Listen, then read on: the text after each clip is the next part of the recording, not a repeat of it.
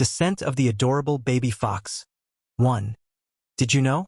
Reportedly some time ago our family's first miss was having an affair with a stranger outside, and that she was caught by the second miss red-handed during their act. To make it more scandalous, the first miss even turned the whole thing around and blamed her younger sister for framing her. Can you believe that? The second miss even cried on the spot when it happened. Speaking of the first miss, don't you think her fate's simply too good? Despite being a useless person, she still managed to become the fiancée of the second prince. Yet she still cheated on His Highness when the prince didn't mind her uselessness. I know, right? It's bad enough granted she lost her chastity. But the lady even went and got herself pregnant. With all that ruckus going on outside, the royal family's face is practically dragged through the mud because of her. I also heard that in order to compensate His Highness, our family had to betroth the second miss to him. And did you know?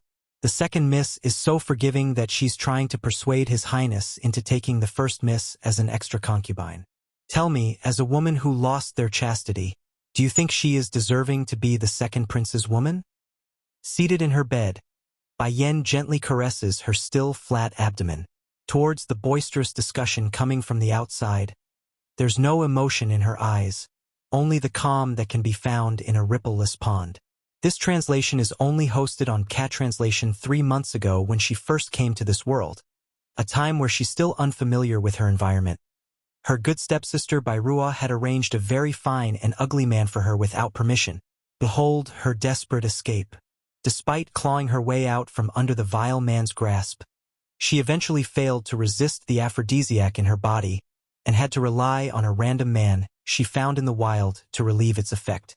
Even if there were only her alone in the forest by the time Bai Ruo arrived at the scene, the marks on the body were evident enough of what happened. In Bai Yan's mind, a pair of bloodthirsty eyes belonging to that stranger suddenly appeared, clouding her vision like a haze of fog. It's unsure if it's due to the drug or that it's too traumatic, but she simply couldn't remember the face of that man. Sister. A familiar voice pulls her back to reality. Raising her head, Bai Yan was welcomed by the figure of a handsome and elegant young man walking through the door.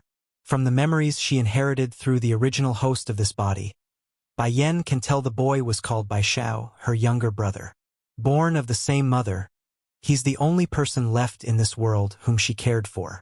Years ago, after their biological mother Lan Yu passed away, their birth father Bai Zhengxiang immediately raised one of his concubines' status into the main wife. As a result, that woman named Yu Rong and her 2 daughters, Bai Ruo and Bai Ji, instantly rose over Ban Yan and her brother in terms of status within the family. If not for their mother's maiden family, the Lan household still being around to act as deterrents, the 2 of them, mere orphans at that point, would have been left with nowhere else to go. However, all things will change following the passage of time. Nowadays there aren't a single soul left who still remembers the main reasoning behind the Bai family's success had in large been due to the Lan family's support. Back then the chief of the Lan family had refused to let his daughter marry into the Bai family because the man had already taken in several concubines under his name. Sadly, Lan Yu threatened to sever their father and daughter relationship, thus forcing Lord Lan into agreement. In order to not allow Lan Yu suffer any grievances in this marriage, the Lan family had prepared a wedding dress that stretched over 10 lees in length, leading to a sensation across the city. Then to top things off, the Lan family also broke their coffer to purchase countless medicinal pills to act as dowry for Lan Yu. But who would have guessed things would turn out so horribly not long after? Unable to resist the sweet honeying words of her husband, the foolish woman went as far to submissively give away those precious medicines that her own family gave her. As a result of this endeavor, Bai Zhengxiang was able to directly break into the sky rank with the aid and propelled his Bai family into a first-rate noble household. It can be said the prestigious status of the current Bai family was the result of Lan Yu's sacrifice. If Bai Yan herself, the current her, can feel such outrage, it's not hard to imagine how angry Lord Lan must have been over the years to go as far as to distance himself from his daughter. Simply said, the man had truly been hurt by his own flesh and blood. Sister. Bai Shao appears to be struggling to speak. Don't be too sad. It's the second prince's loss for breaking off the marriage with you. I've long noticed the unusual gazes coming off of Bai Ruo and the second prince. The relationship between them can't be normal. Descent of the adorable baby fox. 2. Finding only silence from her sister for so long, Bai Xiao assumed it's due to the sadness revolving the recent events. Why do you say it's the second prince's loss when everyone believes it's I who betrayed him? A laugh nearly escaped her mouth. I trust you. No way my sister would betray him, so that leaves me to believe you must have been framed. The boy's expression was firm as he spoke in a vicious tone. If I find out who that person is, I will definitely not let them off. Bai Yan's heart trembled at that statement, for an inexplicable feeling was starting to form in her heart. In the past life, she herself was the descendant of an ancient Chinese martial art family. As such, she's been instilled with the concept of becoming strong since her childhood. And in order to meet that demand, she deserted her friends and family to reach that goal. In the end, she lost her life alone at the hands of a lightning strike from the heavens during her efforts to refine a 9th-rank Dan pill. Now that she's able to get a new lease on life again through great difficulty after having her soul extinguished and body destroyed, she's not going to repeat the same mistake as she did during her past life. Family and friends will supersede her pursuit for power this time. This translation is only hosted on Cat Translation. Oh yes. Rummaging through his pocket, the young boy then pulls out a small coin purse and placed it in her hands. You are now pregnant, so your body needs nourishment. These banknotes are for you. Squeezing the coin purse, Bai Yan's heart ached at the sensation in her fingers. Where did you get this money from? I pawned the jade pendant that mother left me when she was still alive. That's when Bai Yan's heart clenched even tighter. Don't be fooled by their glorious appearance on the outside. In reality, the Bai family would frequently deduct their monthly allowances, and even Lan Yu's dowry were now in stepmother Yu Rong's hand. As it so happens, these two siblings are also quite stubborn in their personalities. They knew their mother had thoroughly disappointed their maternal grandfather. No matter how much suffering they endured, neither siblings would seek out the Lan family for help. It didn't help either when the Lan family was overconfident in their assumptions. They believed the Bai family wouldn't maltreat the two siblings. Besides, their mother's dowry alone was enough for the pair to live out their lives in luxury. But in reality, while Yu Rong's daughters gets to drape themselves in fine clothes and eat exotic delicacies, Bai Yan and her brother, on the other hand, had to starve on regular intervals. The most laughable part was that Bai Zhenxiang didn't even know how to do business, while Yu Rong was a massive spender. During these years, the expenses incurred by the Bai family were all funded by Lan Yu's dowry. As for Bai Zhao's jade pendant, it's the only item left for him by Lan Yu as a memento in which he kept hidden all these years. If he hadn't concealed it so deeply, it's likely that their stepmother Yu Rong would have taken it away long ago too. While all kinds of thoughts were running through Bai Yan's mind, a maidservant had pompously entered the premise without permission, thus interrupting the siblings' conversation. Miss, the madam is seeking your audience. Sister. Bai Xiao hastily grabs her hand, his eyes filled with worry. Don't worry, I will be fine. Bai Yan comforts her brother by patting Bai Xiao on the hand. Giving him a meaningful wink, she then headed towards the doorway. In an instant, a majestic and imposing aura radiates out of the young lady. Her alluring red dress spread far and wide, her icy cold eyes sharp and dangerous. Following each of her step, the maidservant would have a harder time breathing, like something has clutched onto her throat. Don't forget, you are merely a servant here. Even if I'm not in favor, I'm still a master of the Bai residence. Not asking me for my permission to enter my chamber is akin to disrespecting me. Thus I am in my right to have you beaten to death. The maidservant's face turned ashen with fright. She had signed the slavery contract, therefore even if the master wanted to kill her, she would have no choice but to die. Due to Bai Yan being too timid previously, the maid had become complacent around her and forgot this crucial fact. Lead the way. The young lady's tone was cold and detached, making her unquestionable. Yes, milady. No longer daring to act out of place, the maidservant understands well enough that even if the one in front of her had a bad reputation, the lady had every authority to punish a servant. Blankly staring at the retreating figure's back, Bai Xiao got the aching nudge in the back of his head that her elder sister have changed over these past few months. She's stronger, more reliable, and enough to put his mind at ease. If you like this translation, consider donating for an extra release or simply turning off ad block helps too. Descent of the Adorable Baby Fox 3. When Bai Yan entered the main room, there were already others inside. Mainly her stepmother Yu Rong and a silver-haired old lady. The old woman obviously wasn't of the Bai family. Instead, it's Yu Rong's biological mother and Bai Jinxiang's aunt.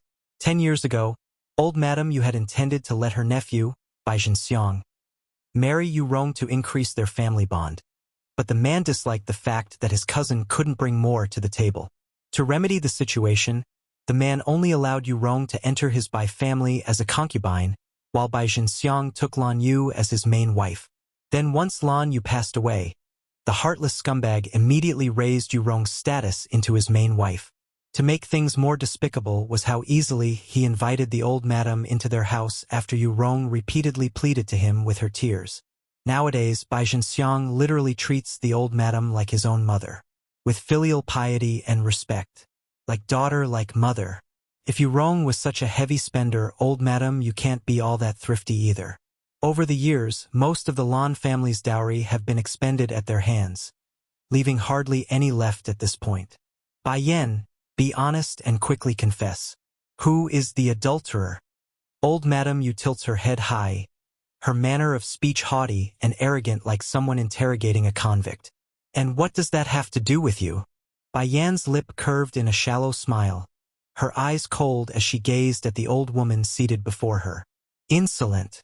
Old madam Yu angrily slaps the table next to her. I am your maternal grandmother, so of course I have the right to know who your adulterer is. My maternal grandmother? My maternal grandmother is in the Lan family right now. As for you, you are merely Bai Ruo and Bai Ji's grandmother. Now quit adding gold to your own face. You? The old woman's face was starting to distort due to anger. Nothing but a wild child without a mother. What qualifications does she have to be so arrogant in front of me? Mother, please calm your anger. Yu Rong quickly came over to soothe her mother's back. Looking back at the girl, Bai Yan, the truth is I called you over today to tell you some good news. Someone is willing to take you as their concubine so long as you abort your child. So in your opinion, the eldest daughter of the Bai family is only fit you be someone's concubine? Bai Yan closes in on the two, her voice carrying a trace of frost. Grunting, the old madam rebuts her. You are but a lowly wench who lost her virginity at this point. What right do you have to be picky? I'm telling you, the old one from the Chen family is willing to offer up a genuine third-grade spiritual Dan pill for your betrothal gift. Now that there's a man willing to take you, what right do you have left to choose? Bai Yan narrows her eye.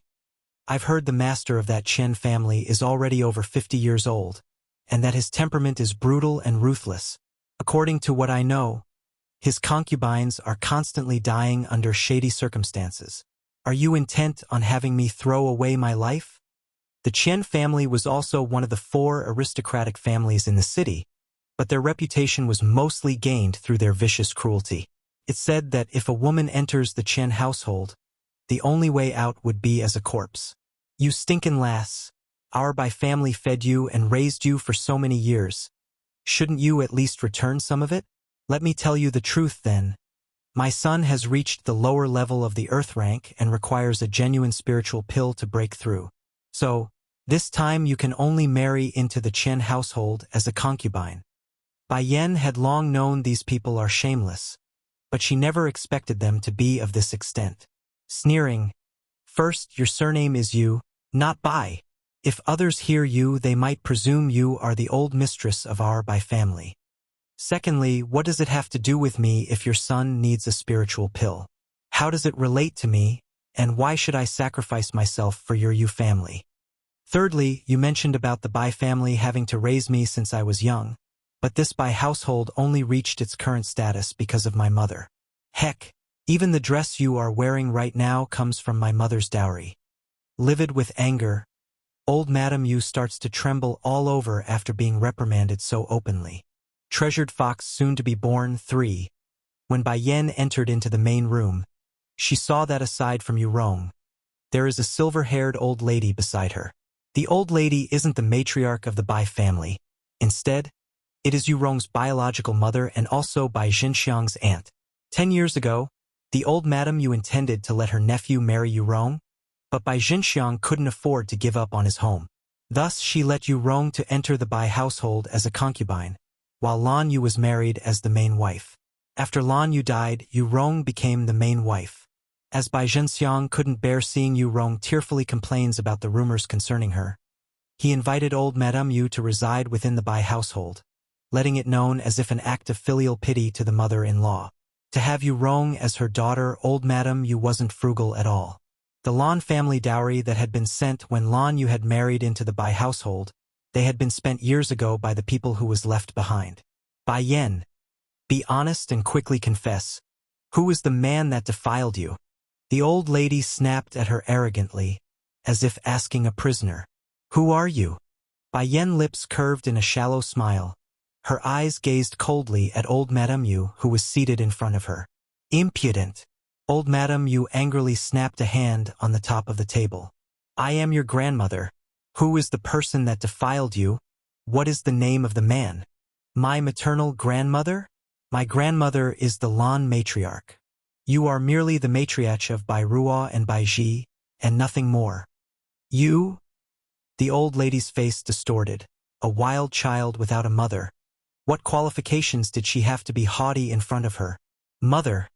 Cool off your anger. Yurong quickly stroked the old woman's chest, then looked at Bai Yan. Bai Yan, in fact I asked for you today is to tell you about a good news. Someone didn't mind that you are with child, and he intends to marry you as a concubine. In your opinion, the eldest daughter of the Bai family could only fit to be a concubine. Bai Yan said to the two women with a voice traced with coldness. The old lady quickly rebutted with anger. You crazy lowly wench daring to be picky? I'm telling you, in order to marry you as a concubine, the Chen family had prepared a bunch of genuine third-grade spiritual pills for your betrothal gifts. Now that there is a man who is willing to ask for your hand in marriage, you should feel grateful. What qualifications do you have to choose? Bai Yan's eyes narrowed and her pupils filled with coldness. I've heard that the master of Chen family is already over 50 years old. His temperament is ruthless, and his concubine always dies under shady circumstances. Do you intend on having me throw my life away? The Chen family is also a part of the 4 aristocratic families. However, they are also known to be vicious. It is said that if a woman entered into the Chen household, she will be killed silently without any repercussion.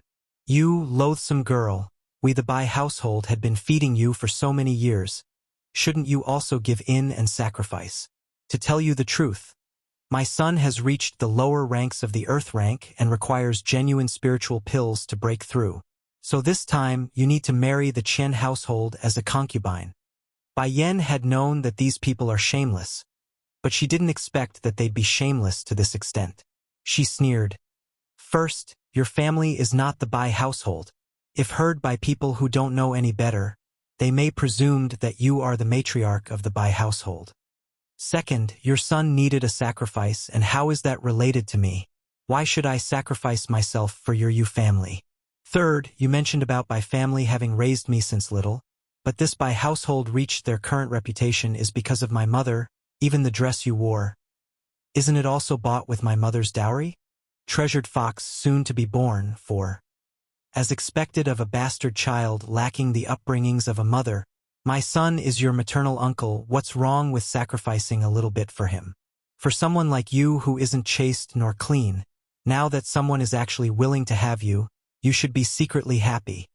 She hadn't managed to scold to her heart's content, so she didn't even realize that Bai Yan's surrounding temperature had dropped so low, then coldly stated, but you and your sly mother seem to have the same revolting behaviors.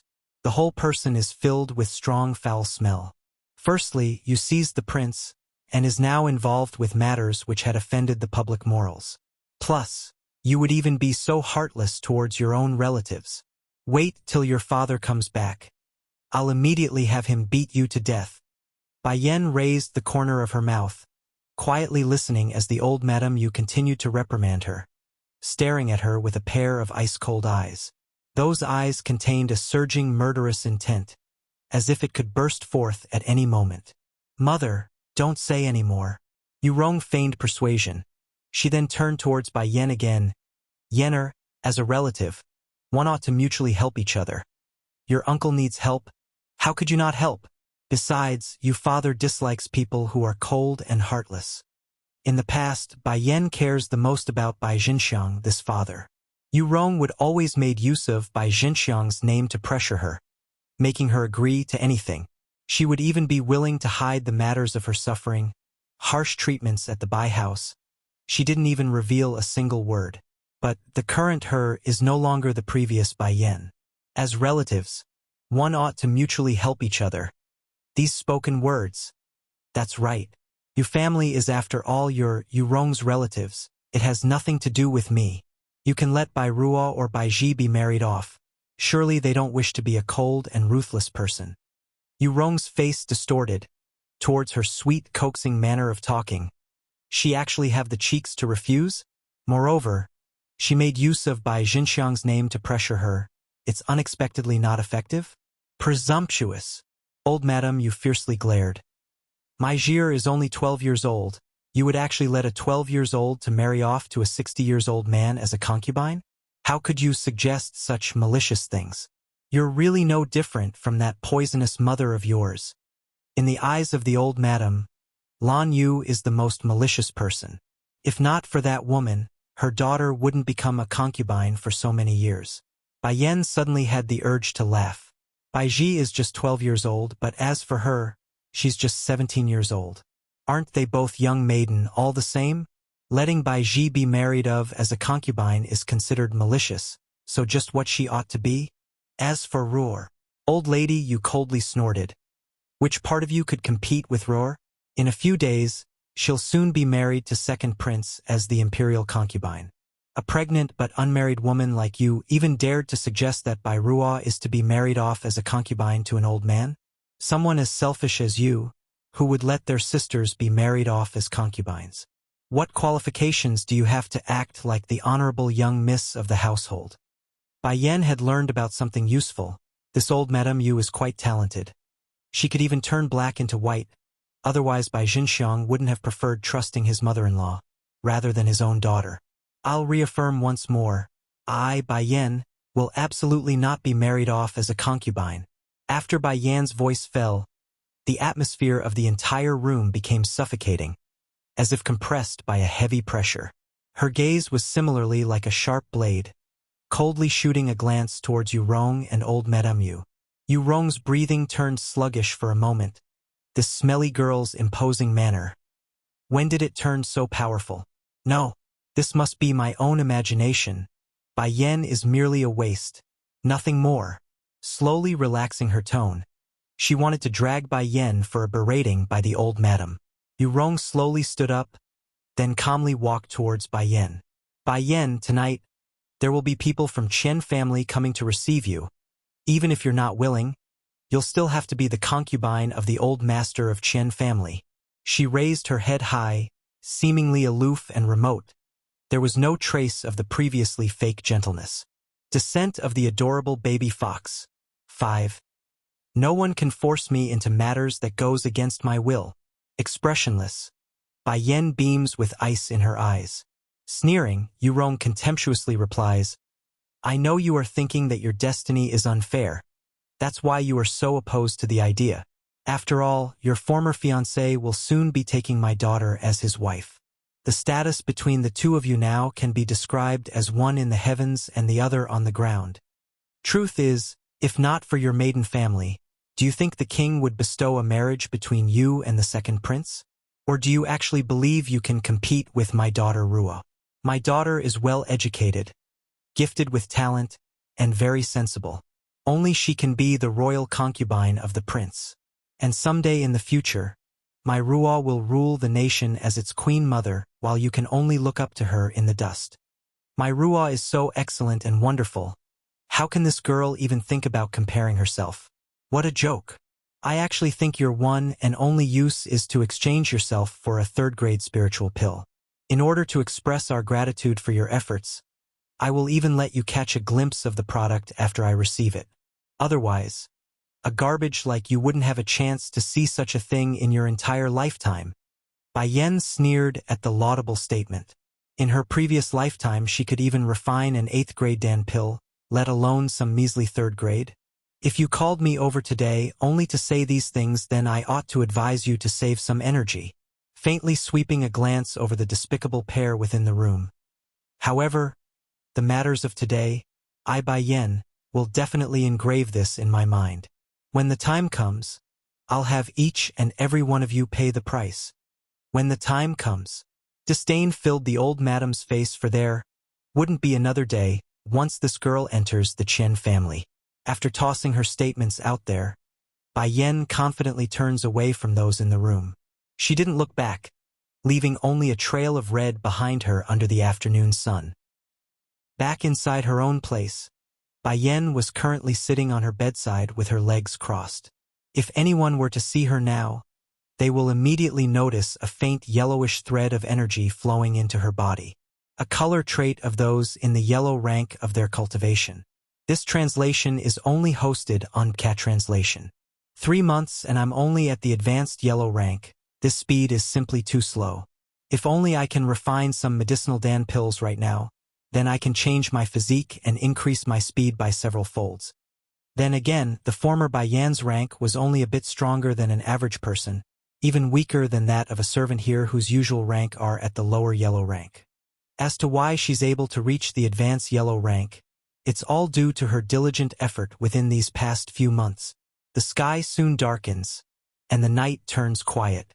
Not long after, a series of rustling sound came from the outside. Bai Yan knows this was the signal of the Chen family arriving for her. Sure enough, 2 servant girls came in through the door, their faces cold. "Follow us." She didn't speak, only slowly walking out the room in an unhurried manner where there's already a sedan in wait. Not resisting their urge to board, Bai Yan proceeded to step inside as the servant girls promptly closed the sedan door behind her. Just like that, the entourage then quickly sped towards the Chen house without a single master fighter to escort them, because it's a well-known fact that Bai Yan was a weakling and had no way to resist. Perhaps they are afraid of being discovered, but the streets they passed through were the most remote in the city. Therefore, when a loud banging sound broke out, no one in the public managed to take notice. Dusts and smoke were riled up everywhere as the sedan heavily dropped to the ground. What's going on? The porters were stunned for a moment by the suddenness of it all, but they soon came back to their senses enough to check on the passengers inside. To their horror, the maids that were supposed to be on guard duty inside were all left unconscious. The only one still awake was the young lady lazily popping her against the hand. Towards that face with a set of graceful black hair flowing down her shoulders, only the phrase soul-stealing can be used to describe that beauty. Descent of the adorable baby fox. 7. Can someone please tell her why the baby she gave birth to was a hairless fox?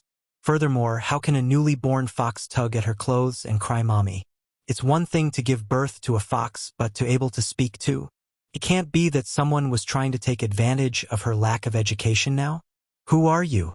After trying oh so hard to speak, Bai Yan finally pressed these words out of her mouth. Mommy, baby hungry. Super cute and clean in his gaze, the baby fox eyed her pathetically in order to win his mother over. Originally, Bai Yan was still being depressed over the fact that she gave birth to a fox, but against that sort of adorable face, even her heart was melting. Baby hungry, milky. Slowly crawling up from below, the baby fox leisurely pulled open Bai Yan's chest area and started suckling in comfort.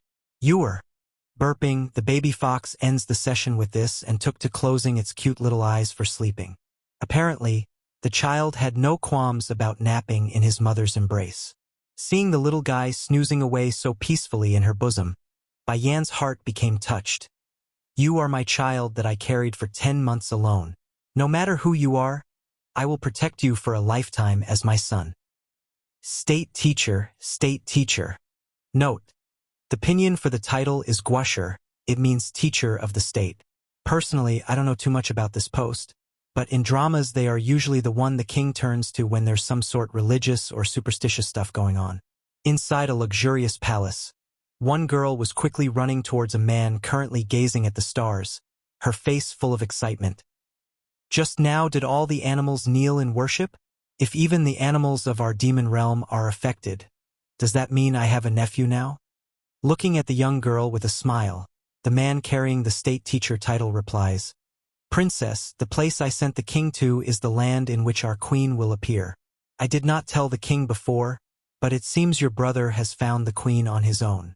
As for this commotion, I take it the next king of our demon realm is now born into this world. This translation is only hosted on Cat Translation all because of a single prophecy, claiming he cannot conceive unless it's that predestined woman. The king has never married nor taken a concubine over the years. But despite the long wait, that predestined person never came.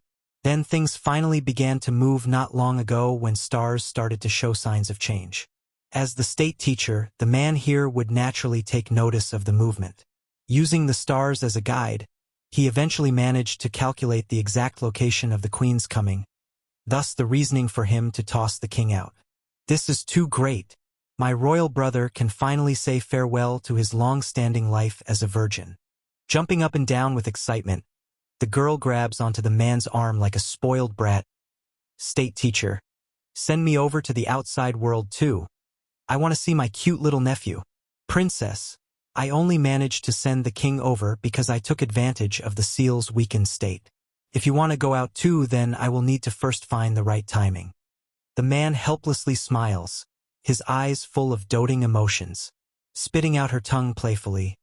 Fine, when you find the opportunity you must let me go find my royal brother and my lovely little nephew. Perhaps it's due to the birth of her nephew, the little princess didn't tangle onto the man like she usually does. Instead, she turns back at the direction in which she came from. Unfortunately for the princess, she didn't get out far before her path was blocked by a winsome figure. What are you doing? She asks, unhappy at the interference. Princess, did the king really go look for that woman? The owner of that seductive voice was a gorgeous woman akin to a rose. She is my royal brother's destined wife. If my royal brother doesn't go look for her, then is he supposed to look for you instead? The princess angrily states this, her face grumpy and dark. Descent of the adorable baby fox, 8. The woman was rather disdainful. It's but a prophecy.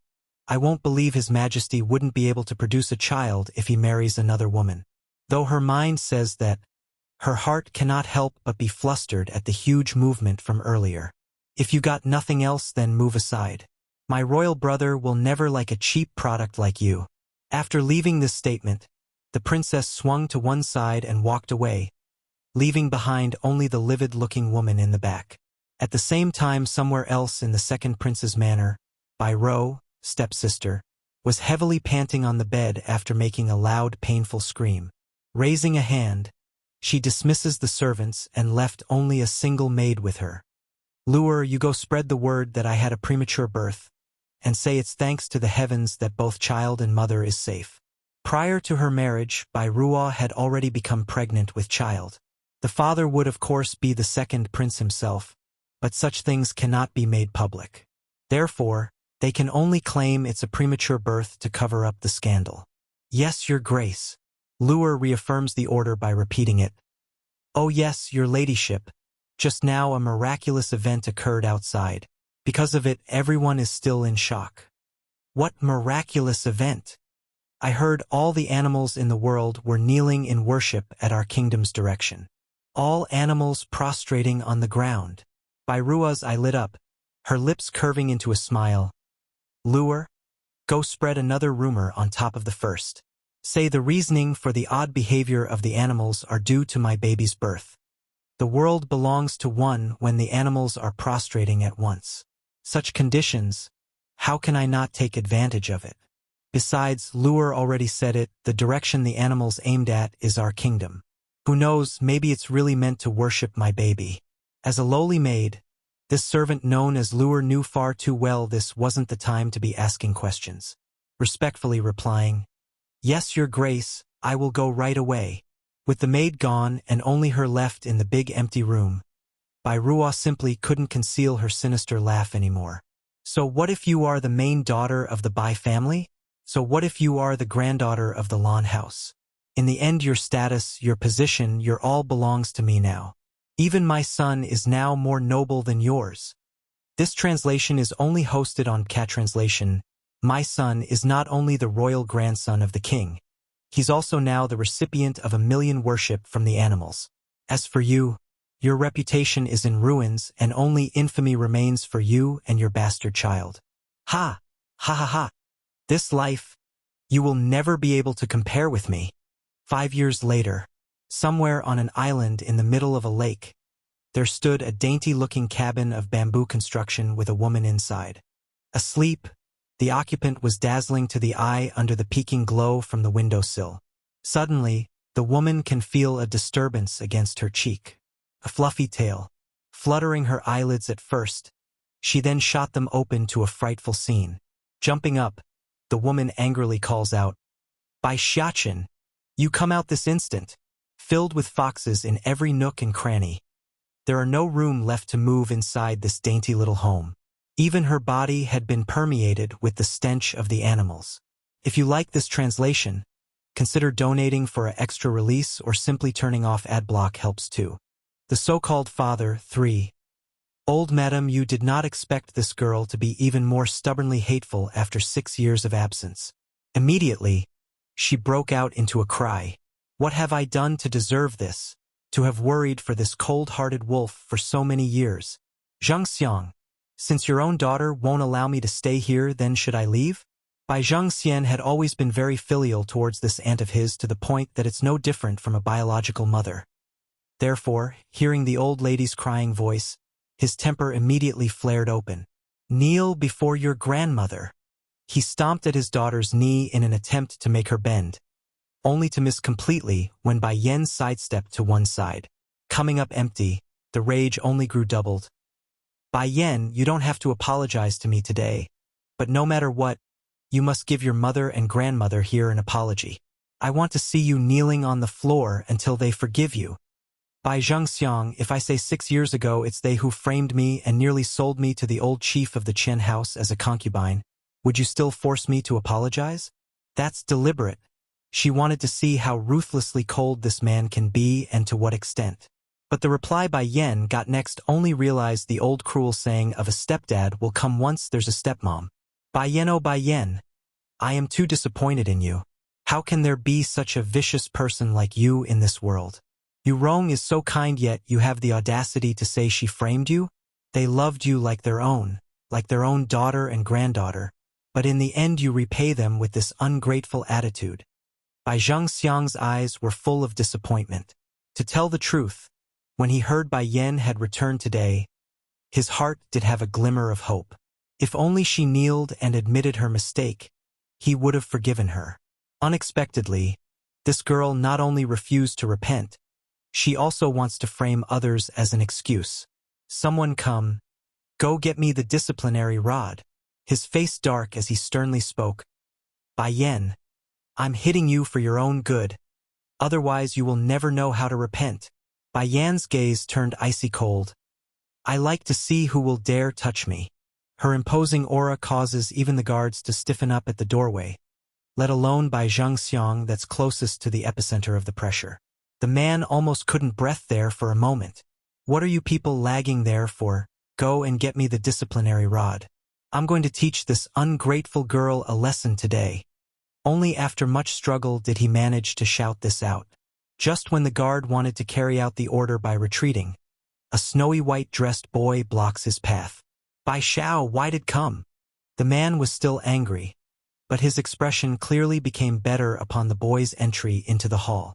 The youngster didn't reply, only walking silently inside to Bai Yan's side like his entire being was shrouded inside a layer of frost.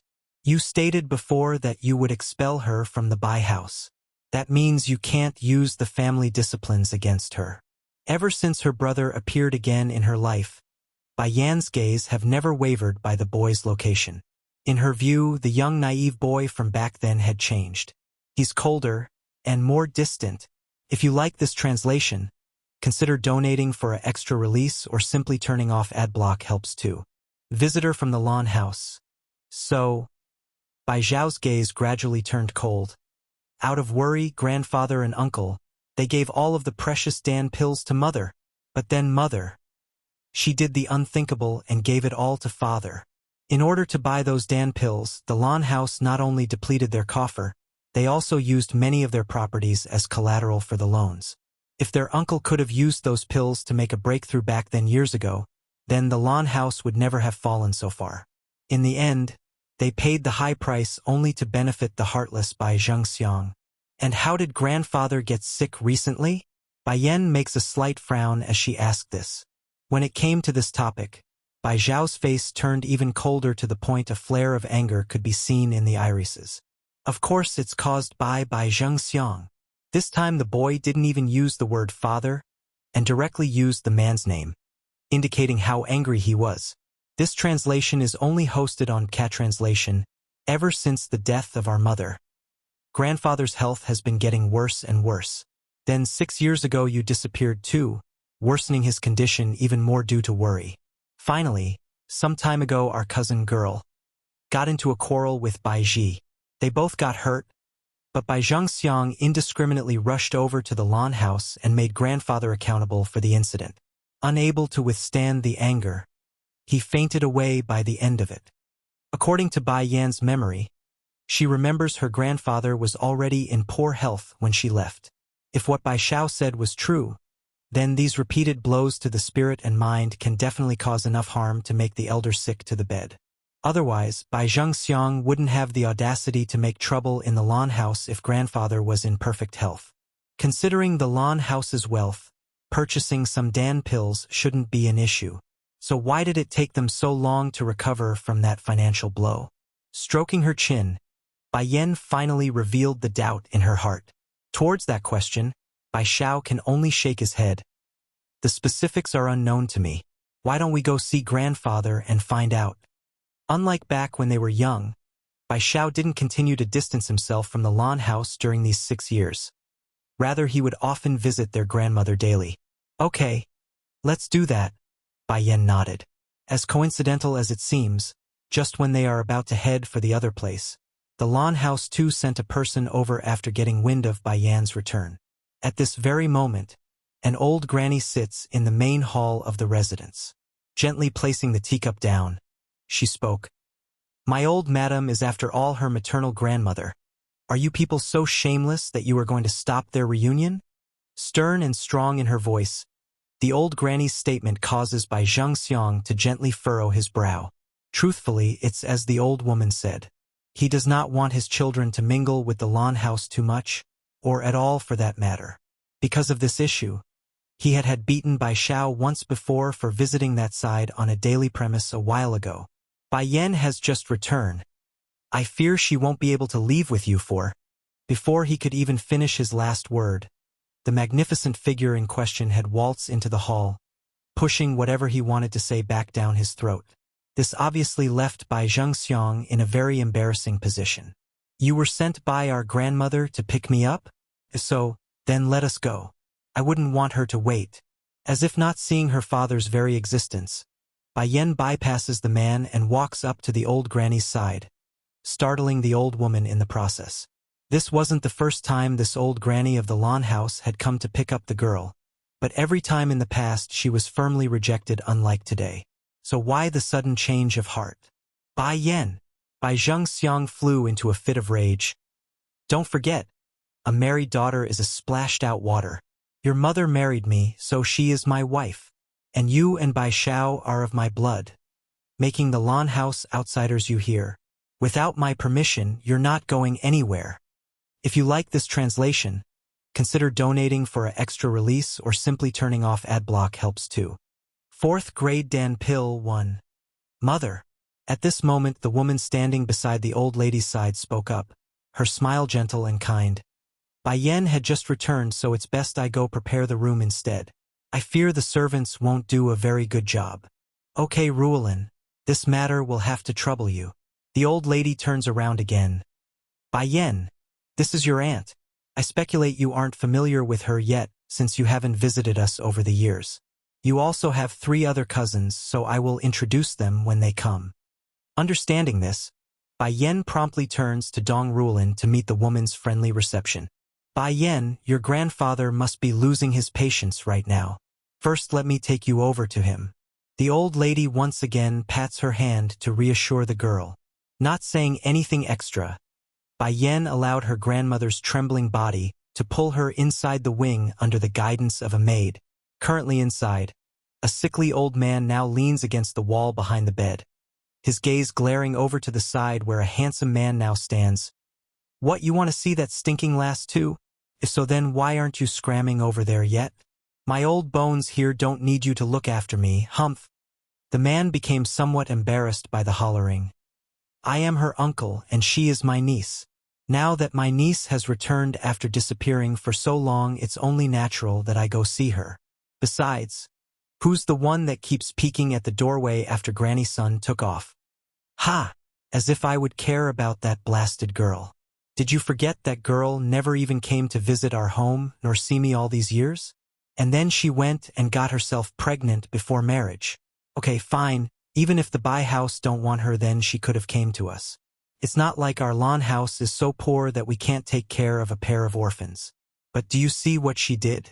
She left without saying a word to us. The more he spoke, the more excited he became, to the point his old face started to flush red. Alarmed, the man on the side hurries over to soothe the old grandpa's back with his hand. Oh, what sort of wrong did I do in my past life to have both daughter and granddaughter do this to me? I will be in my grave because of them both at this rate. Father, you have to calm down. Out of worry that he might really lose it, Lan Yu attempts to comfort his old man. Sister was also deceived back then. That's why she lost her way. Although Bai Yan and I don't have much contact either, but I know enough about her personality that I can be certain she must have been framed by some evildoers. You just try to make excuses for her. The old lord of the house makes a heavy grunt, his eyes inadvertently moving to the doorway again. Hadn't Granny's son been at the Bai house for some time now? Why isn't the stinking girl here yet? My son, go over and check. Make sure those people don't bully the people of our lawn house. Clicking his tongue, Lan Yu was starting to worry for Bai Yan, because not everyone can put up with this inconsistent attitude of his father here. I hope Bai Yan won't be frightened by that stubborn temperament.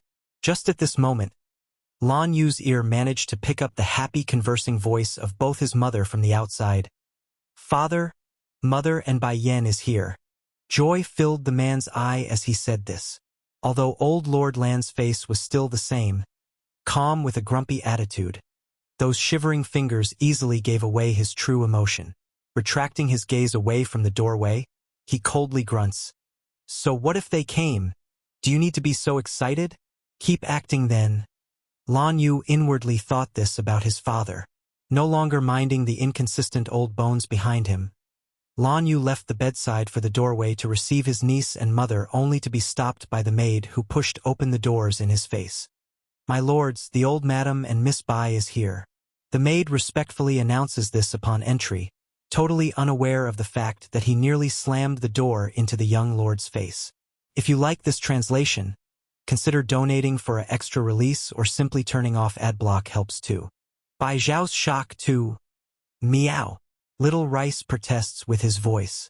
If he had known earlier the little owner would do this, he definitely wouldn't have followed along. Say it, tell me what's going on.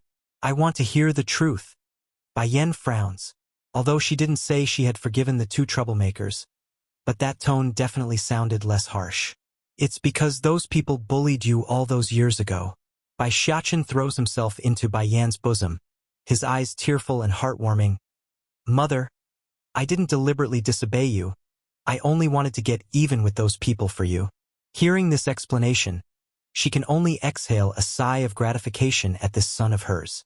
To have such a clever and sensible son, what more can a mother ask for? And the boy lifts his head to meet hers. That Bai Ji said she wants to strangle me. What? Jolting up from the stone stool, Bai Yan immediately slammed the table with her hand and destroyed it until it's nothing but rubble. This translation is only hosted on Cat Translation. Watching this from the side, Bai Xiao was left completely stunned for words.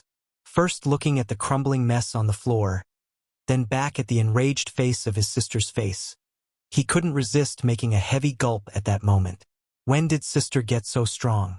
A strong urge tells him Baiji had just made a big mistake this time. I can still slowly get even with Baiji for bullying me back then, but now she dares threaten to strangle my son? Her face still boiling. Brother, go take trip to the lawn house and tell our grandfather he must invite the Bai house to the banquet in the coming day. My son isn't someone that can easily be bullied. Nodding in confusion, Bai Xiao had obviously been overly shocked by that palm strike just now. After saying this, Bai Yan forcibly suppresses her anger and lifts the little treasure up from her arms. Did that Baiji hurt you anywhere? Don't worry. The boy pats his chest in assurance. I'm very capable. Even if there's 10 Baiji, they can't beat me. Bai Yan knows her son was spouting the truth. In fact, she can guess the instigator of today's scuffle likely fell on this little troublemaker. However, that doesn't excuse that girl from bullying her son. Mother, can I go to my grandfather's place? Looking at those twinkling eyes, Bai Yan was ready to give in and agree until the dangerous and dominating face of that man reappeared in her head. Not right now. In the future, I will bring you to see your grandfather. The man had a high probability of being her son's father. As such, she can't allow her son to appear in public just yet. Oh! Bai Xiachen bites his lip and depressingly lowered that head of his. Watching the pitiful face of her son there, even her heart was aching in pain. However, no matter the strong impose to say yes, she resists and continues to keep her stance. I promise you I will take you to see your grandparents very soon. But first, go wash your face for now, okay? Okay! Quickly reverting back to his cheeky little self, Bai Xiachen releases the most friendly smile a child can make. Turning to Little Rice, he makes a grab at that tail. Look at you all dirty and stuff. A good kitty needs to be clean, otherwise mother will be angry at us. Meow. I don't want a bath, absolutely not. Little Rice. Stabbing his fists against his waist, Bai Xiachen puffs his cute little cheeks in an unhappy fashion. Not yielding, Little Rice makes a jump for the nearby tree and proudly makes a humph sound, refusing to come down again. Looking at the baby tiger there on the branch, Bai Yan suddenly got a new idea. Smiling, Son, go wash your face first. I have other things I need Little Rice to do for me first. If you like this translation, consider donating for an extra release or simply turning off ad block helps too. Dinner banquet 4. Raising her head, Bai Rua's gaze looked a little tense after the statement. Your Highness wishes to see Bai Yan? I guess so. She is after all the most beautiful woman in our kingdom. If you wish to take her as your consort, then I have no objection. My love, you are too kind. Aching inside, Nan Gongyi lovingly gives her a kiss on the forehead. Don't worry. A woman that has lost their chastity can never come into my eye. I only want to go check on her condition. After so many years out there alone, she must have lost her glory and is now a shadow of her former self. Bai Yan back may be thin, but not the sallow kind with a scrawny body. On the contrary, she was very beautiful with a healthy gloss to her skin. This translation is only hosted on Cat Translation, however. Over these years she had been caring for a child all alone out there. With such miserable living conditions, even a beauty will wither away normally. Comforted by that statement, Bai Ruo revealed an accepting smile. Then I will wait for your return. Giving one last peck on her cheek, Nan Gongyi climbs out of their bed under the shy look of his wife. Someone come, prepare a sedan for me. I'm going to make a visit to the lawn house. The reasoning why I didn't get an invite must be because they didn't want Bai Yan to reignite her flame. If so, then all the more reason why I must go visit. I will make Bai Yan understand the price of betraying me. The Lawn Manor. Outside the main gate, countless luxurious carriages are now parked there on the road.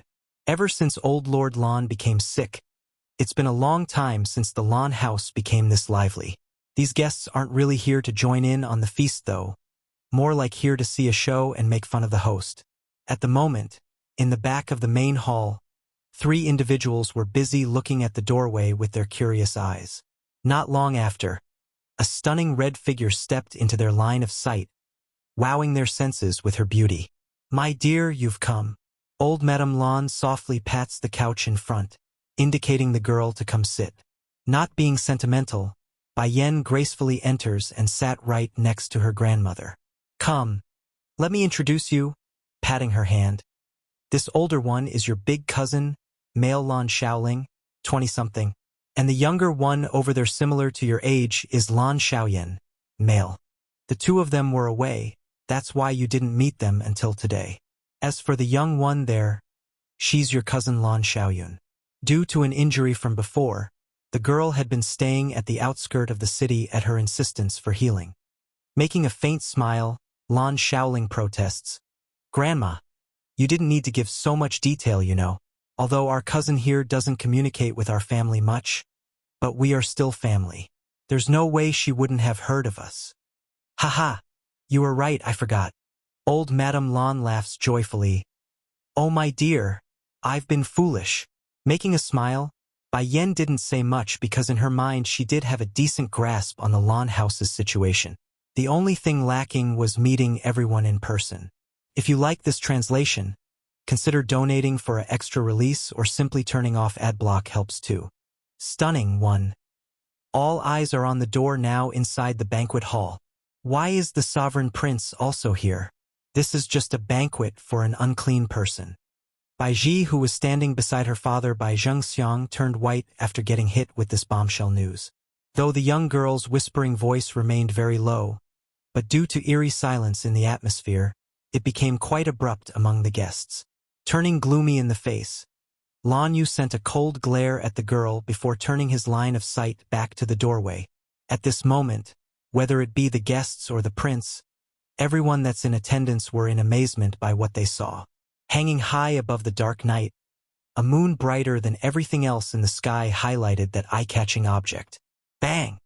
In one loud boom, several silvery wolves pulling a magnificent throne swiftly lands in the middle of the hall, sending the awestruck guests running for cover by the abrupt sound.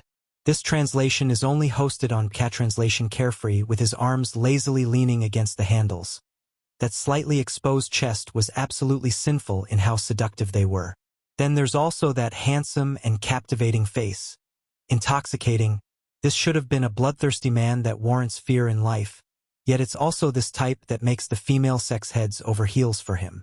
Like moths diving into a flame, though deadly yet willing.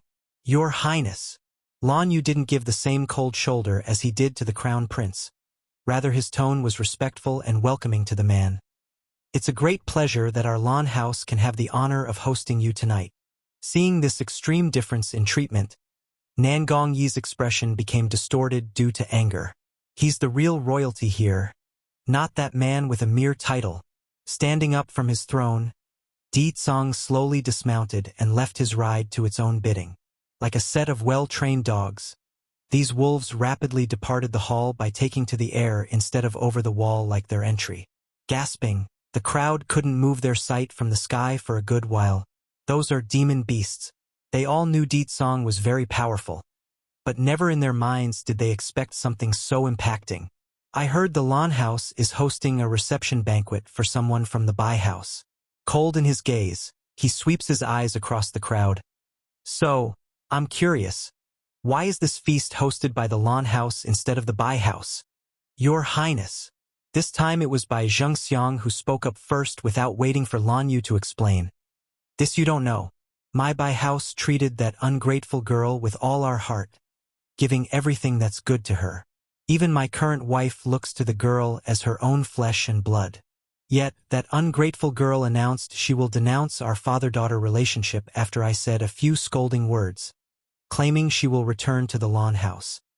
Hearing the story from the man himself, the crowd clearly became a little riled up by the half-baked details.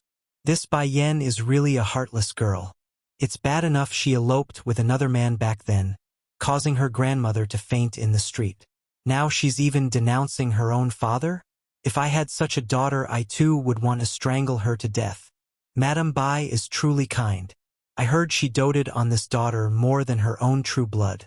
But instead of getting gratitude in return, this heartless girl would slander her own stepmother's name. What a vicious girl. If you like this translation, Consider donating for an extra release or simply turning off ad block helps too. This is the type that I like. 3. Everyone was dumbfounded. Even Bai Yen herself was stunned.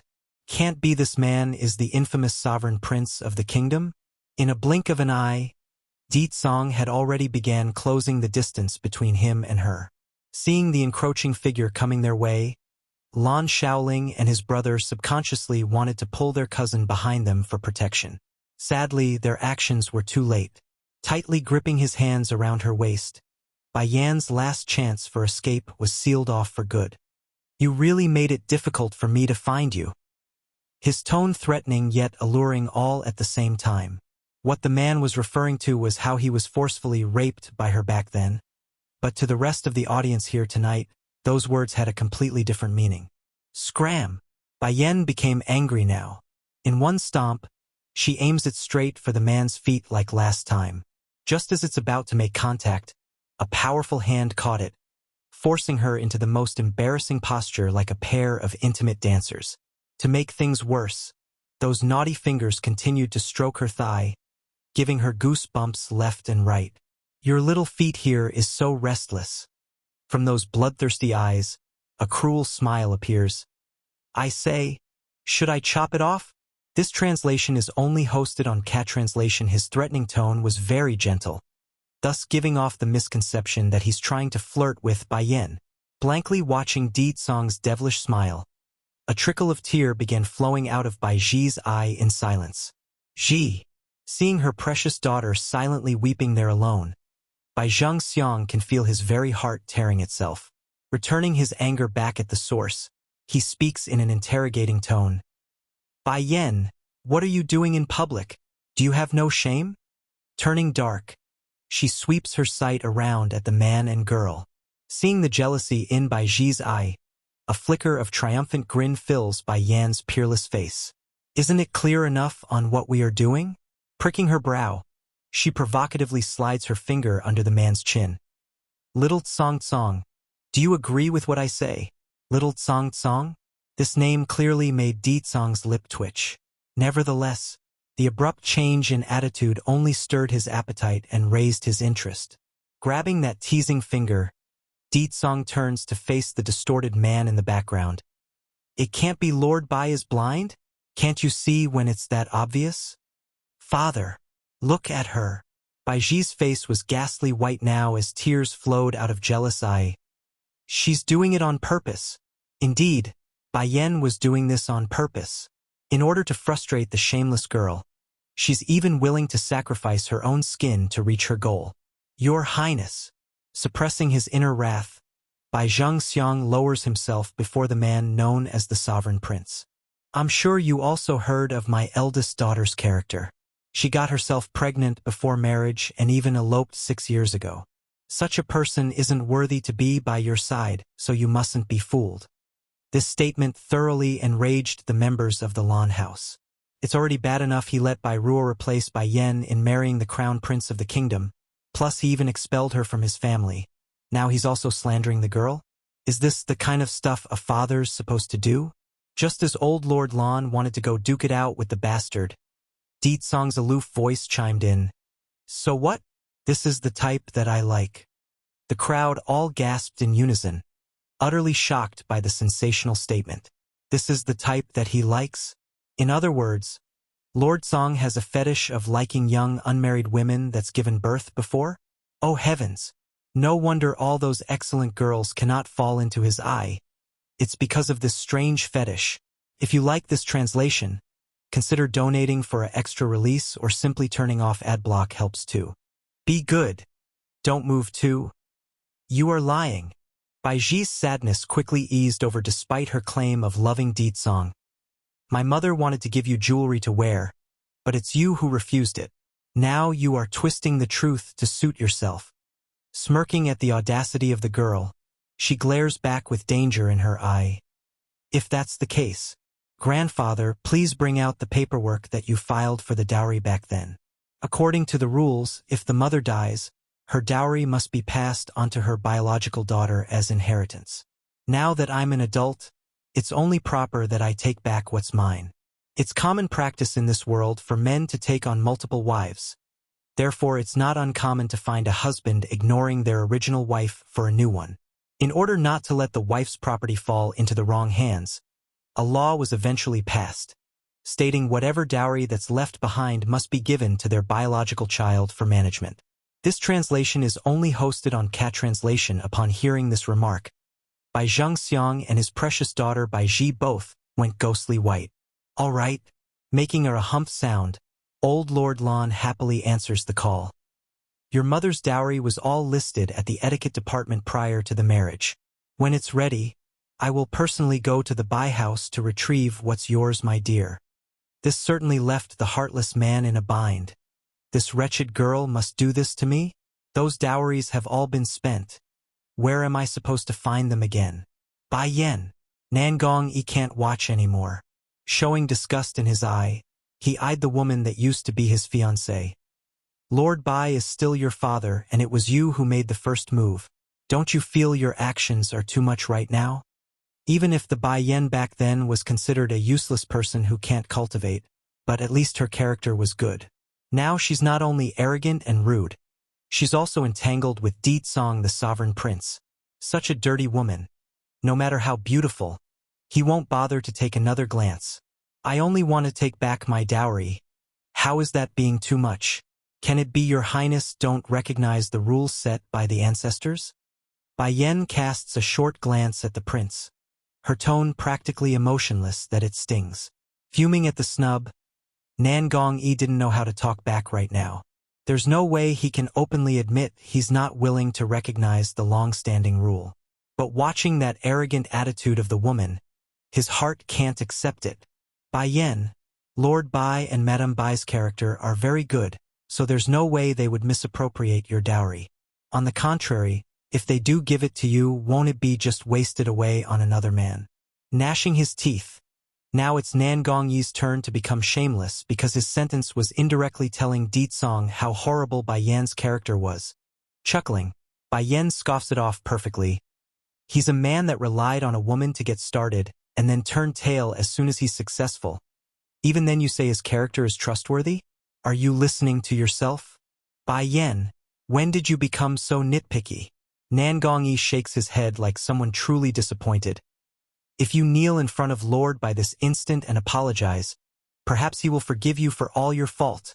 At this moment, without any indication, a powerful hand suddenly came from behind and mercilessly pulled Bai Yan in. How come I didn't know my woman would be reduced to bowing before an ant? That cold and tyrannical voice echoes across the banquet hall, sending the entire audience into utter silence once again. Being looked down upon in a condescending way, Nangong Yi's face tensed up until even his veins could be seen.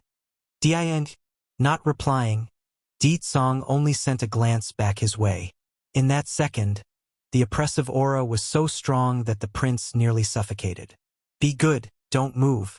Sensing the woman in his embrace being bad again, he tightens his grip and gently whispered into her ear. It'd be a shame for your delicate hands to be chopped off.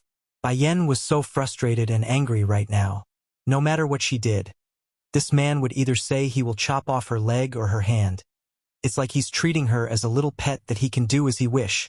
If you like this translation, consider donating for an extra release or simply turning off ad block helps too.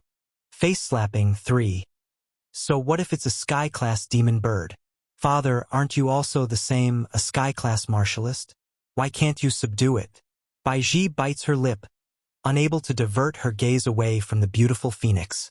If she could control it, the whole city would become envious of her. Ji, stop your fussing. Contrary to his usual indulgent attitude, Bai Zhengxiang was rather stern this time around. Going dark in the face, that's a demon bird. Not something you can control, so don't irritate it. Sad inside, Bai Ji didn't want to accept this reality but couldn't do anything to remedy the situation. Ignoring the crowd, the searing flame phoenix makes a low bird call and then slowly walked towards Bai Yan with elegance and pride. This naturally caught the attention of everyone, their gaze firmly pinned to the flaming red figure and the woman that's waiting.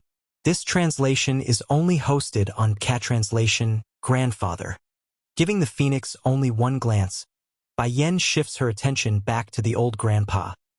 Do you like this gift I prepared for you? Silence hanged over the banquet hall. If a needle were to drop to the floor right now, it would definitely be heard. Hesitant in his voice, old Lord Lon looks to the girl. The gift is, can't be this searing flame phoenix? No, no way. For a minute there, everyone here was coming up with this idea. However, it was firmly pushed back down. Who's Bai Yen? A useless woman who got pregnant and eloped with a man. With her ability, how can she subdue a sky-class demon beast? Under the signaling look of Bai Yen, the bird begins to lower its proud head and prostrated itself before the old lord. This was the custom of the phoenix race. If a member of the phoenix race were to ever surrender itself before another being, they will lower their head and prostrate themselves on the ground. This proves they are willing to become their mount. Roughly rubbing her eyes, Bai Ji couldn't believe the scene. Clenching her fist into a hard ball, she nearly bit through her lips from how angry she was. Lan Yu's breathing became a little tense. This searing flame phoenix is your grandfather's gift? That's not your average demon beast out there. It's a sky-class searing flame phoenix. Even in the demon beast sect, there's only a few that could subdue such a being. If the Lan family can get their hands on this phoenix, that would mean they will once again break into the first-rate noble family class. Confirming it with Bai Yen didn't beat around the bush.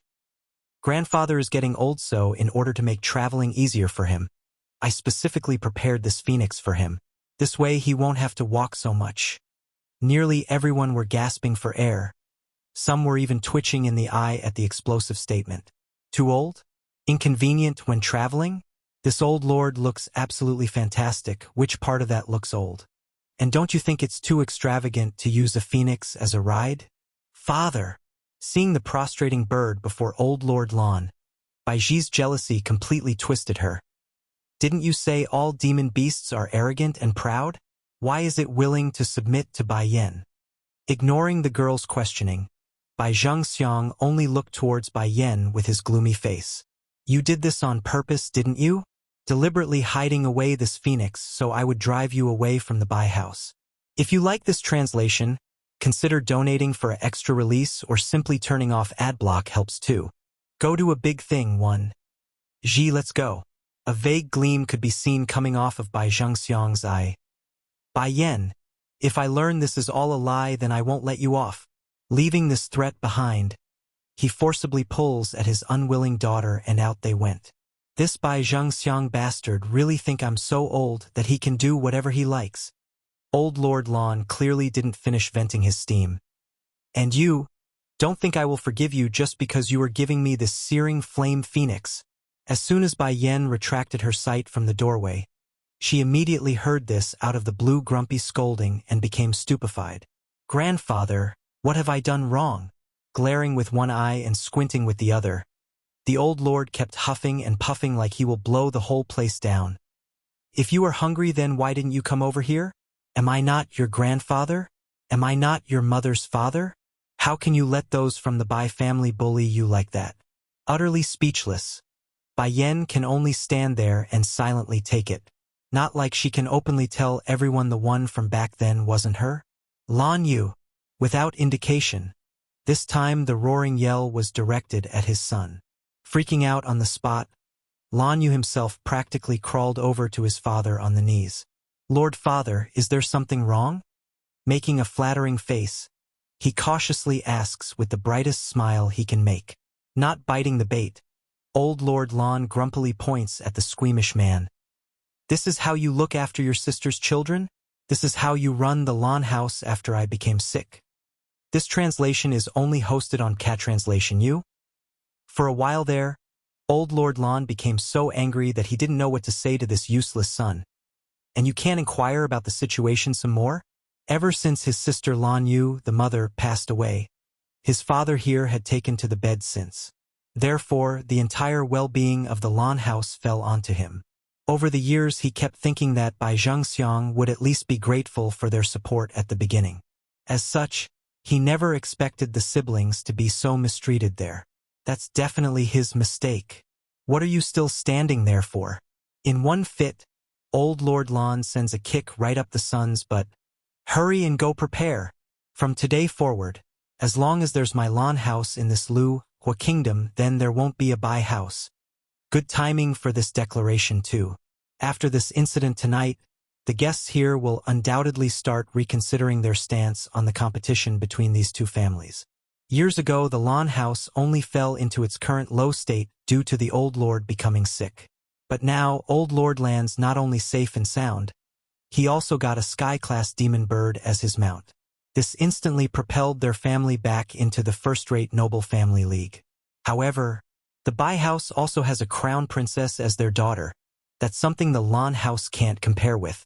Don't take it for face value that Ditsong would favor Bai Yen. There's no way the royal family would allow someone unclean like her to marry the sovereign prince.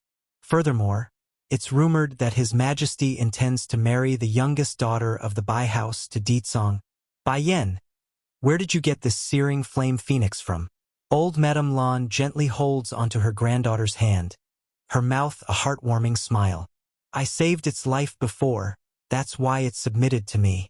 And since its grandfather's birthday, I decided to give it as a gift.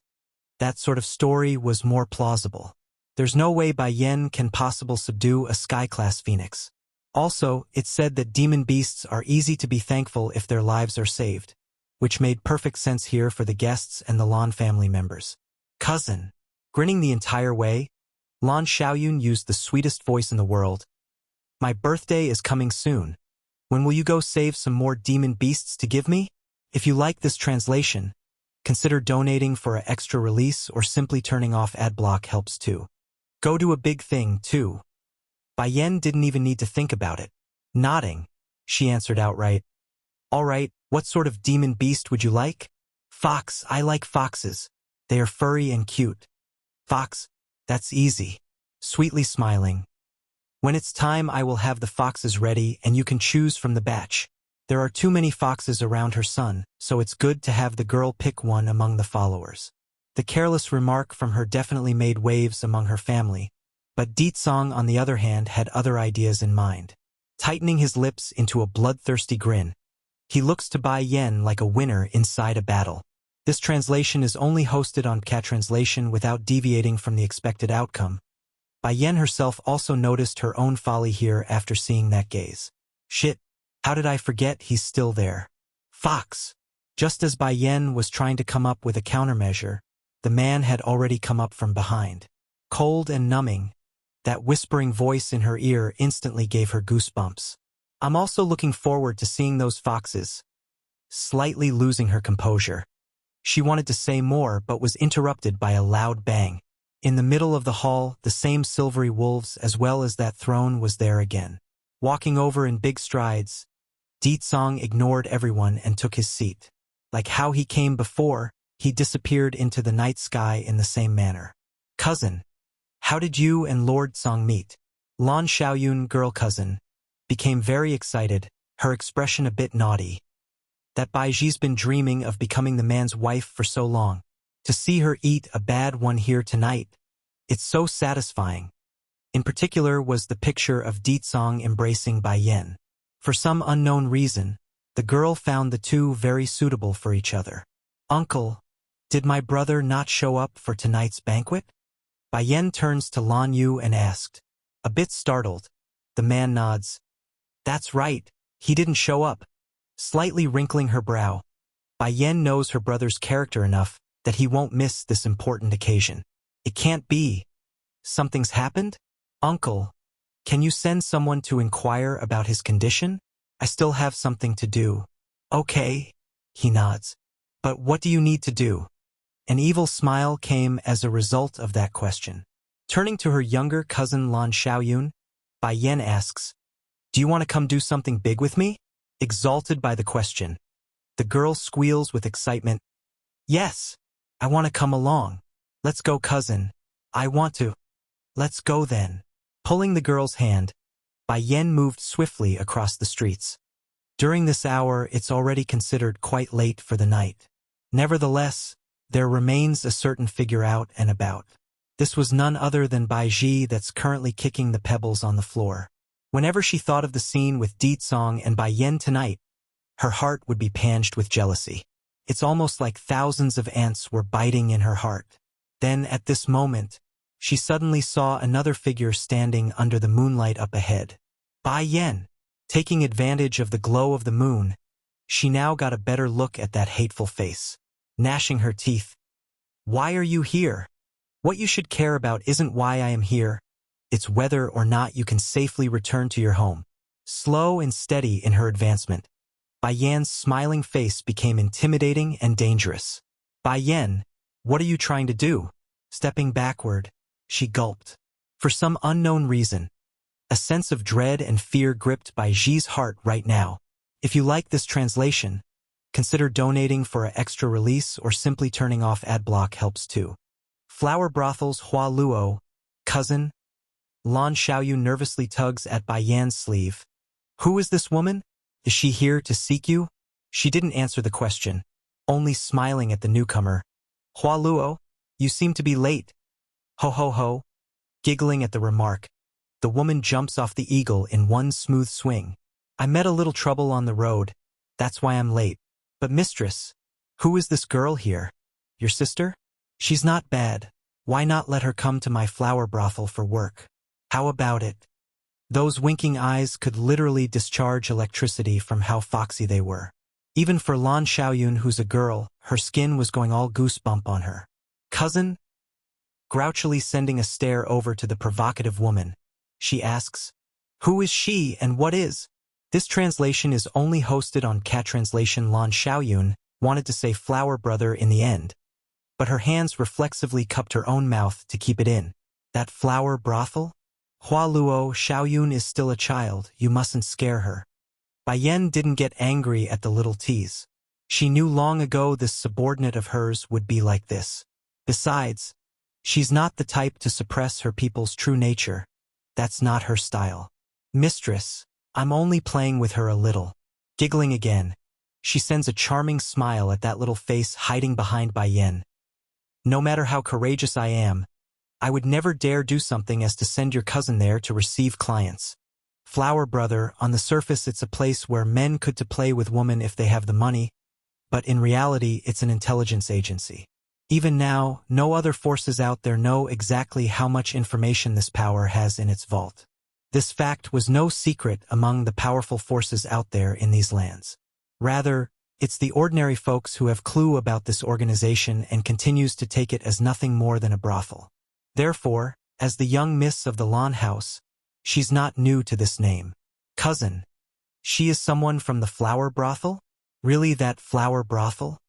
Lan Xiaoyun pulls at Bai Yan's sleeve, her lips trembling as she asked, why would she be calling you mistress? There's no mistake. She's the keeper of the flower brothel, Hua Luo. Bai Yan didn't deny it. Due to the extreme shock of the news, Lan Xiaoyun nearly fainted on the spot. Never in her dreams did she expect the true master behind the flower brothel would be her own cousin here. Oh heavens! Is there anything in this world more explosive and sensational? Cousin, hurry and tell me, how did you become the master of the flower brothel? They are an entity that can stand up to the royal family, a power that can crush the Bai family. Flushed red from being overexcited, the girl nearly couldn't breathe there. If this matter becomes known to grandfather, it's likely he will faint from excitement. I will tell you later about that. Making a faint smile, Bai Yan shifts her gaze back to Hua Luo. There is one thing I want you to do. As soon as she heard Bai Yan was getting down to business, Hua Luo's expression turned serious. Mistress, please instruct me. I suspect my mother's death must have something to do with you, Rome. You are to thoroughly investigate this matter. In addition, you are to find out the activities of every member of the Bai house over these years, cold in her gaze, including Yurong's history before she married into the Bai family. Raising her head in surprise, Hua Luo looks to the woman she calls mistress and found a chill running down her back. The Bai family has done too many evil things over the years. Even if I destroy them now, it won't be enough to make up for their sins. I must ruin their reputation so they can never stand up again. If you like this translation, consider donating for an extra release or simply turning off ad block helps too. Xiachen searches for uncle. Inside the ancestral hall of the Bai house, Bai Xiao was currently leaning against the wall behind him as a burning flame courses through his body. Little Rice, I think this is where Uncle is being kept. Let's go inside and see. From outside the door, a young tender voice drifts inside this quiet building. Bai Xiao wanted to call out, but by the time he opened his mouth, nothing came out due to how parched his throat was. Creak, the door to the ancestral hall slides open, catching the attention of the barely conscious occupant inside. From his narrow eyelids, the young lad can see his precious nephew standing there looking at him. Uncle! Upon seeing the young man lying there on the ground, the little boy rushes inside with his white kitty. Plopping to the floor, the first thing Bai Zaken attempts to do was to touch his uncle's forehead, only to be shocked by the heat. Oh no! You have a fever! This translation is only hosted on Cat Translation, although a martialist definitely had a stronger body with a better immune system, but that doesn't mean they won't get sick. I'm okay. That voice was harsh and dry, likely afraid his nephew would be worried for him. Bai Xiao barely manages to force a smile. Xiachen, how did you get in here? Mother is worried about you, so she had Little Rice come find you. However, I miss you too, so I came along. From beginning to end, Bai Xiachen's small little hand had never stopped moving. Sorting through his deep pocket, he brought out a pile of small bottles and jars, all of which are filled with Dan pills of various effects. I'm sorry, Uncle, but I didn't learn any medical skills from Mother. I don't know which of these can cure you. Since childhood, he only had interest in poison. As for the methods of saving others, he honestly didn't have a clue. Maybe? A glow fills the boy's eye as he raises his head. Maybe you can try them all? This is... Looking down at the indicated containers, doubt could be seen in Bai Xiao's gaze. Still as innocent and bright as ever. These are mine and Little Rice's snack collection. Mother prepared them for us. Snacks? Looking at that small, delicate face, a current of warmth filled Bai Xiao's heart. There's no need, you two keep it for yourself, okay? In that instant, disappointment promptly replaced that smile. I thought Uncle would definitely like my snacks because my 3 grandchiefs would always fight over them. Twitching in the mouth, Bai Xiao thought he was hallucinating there for a moment. Fight for some snacks? How old are they to do something so childish? Dummy little master. Little Rice makes a disdainful look. Do you think humans are all like us, able to eat Dan pills like snacks? If you have him take all of these, then watch him explode. Blinking his innocent eye, the boy clearly didn't get it.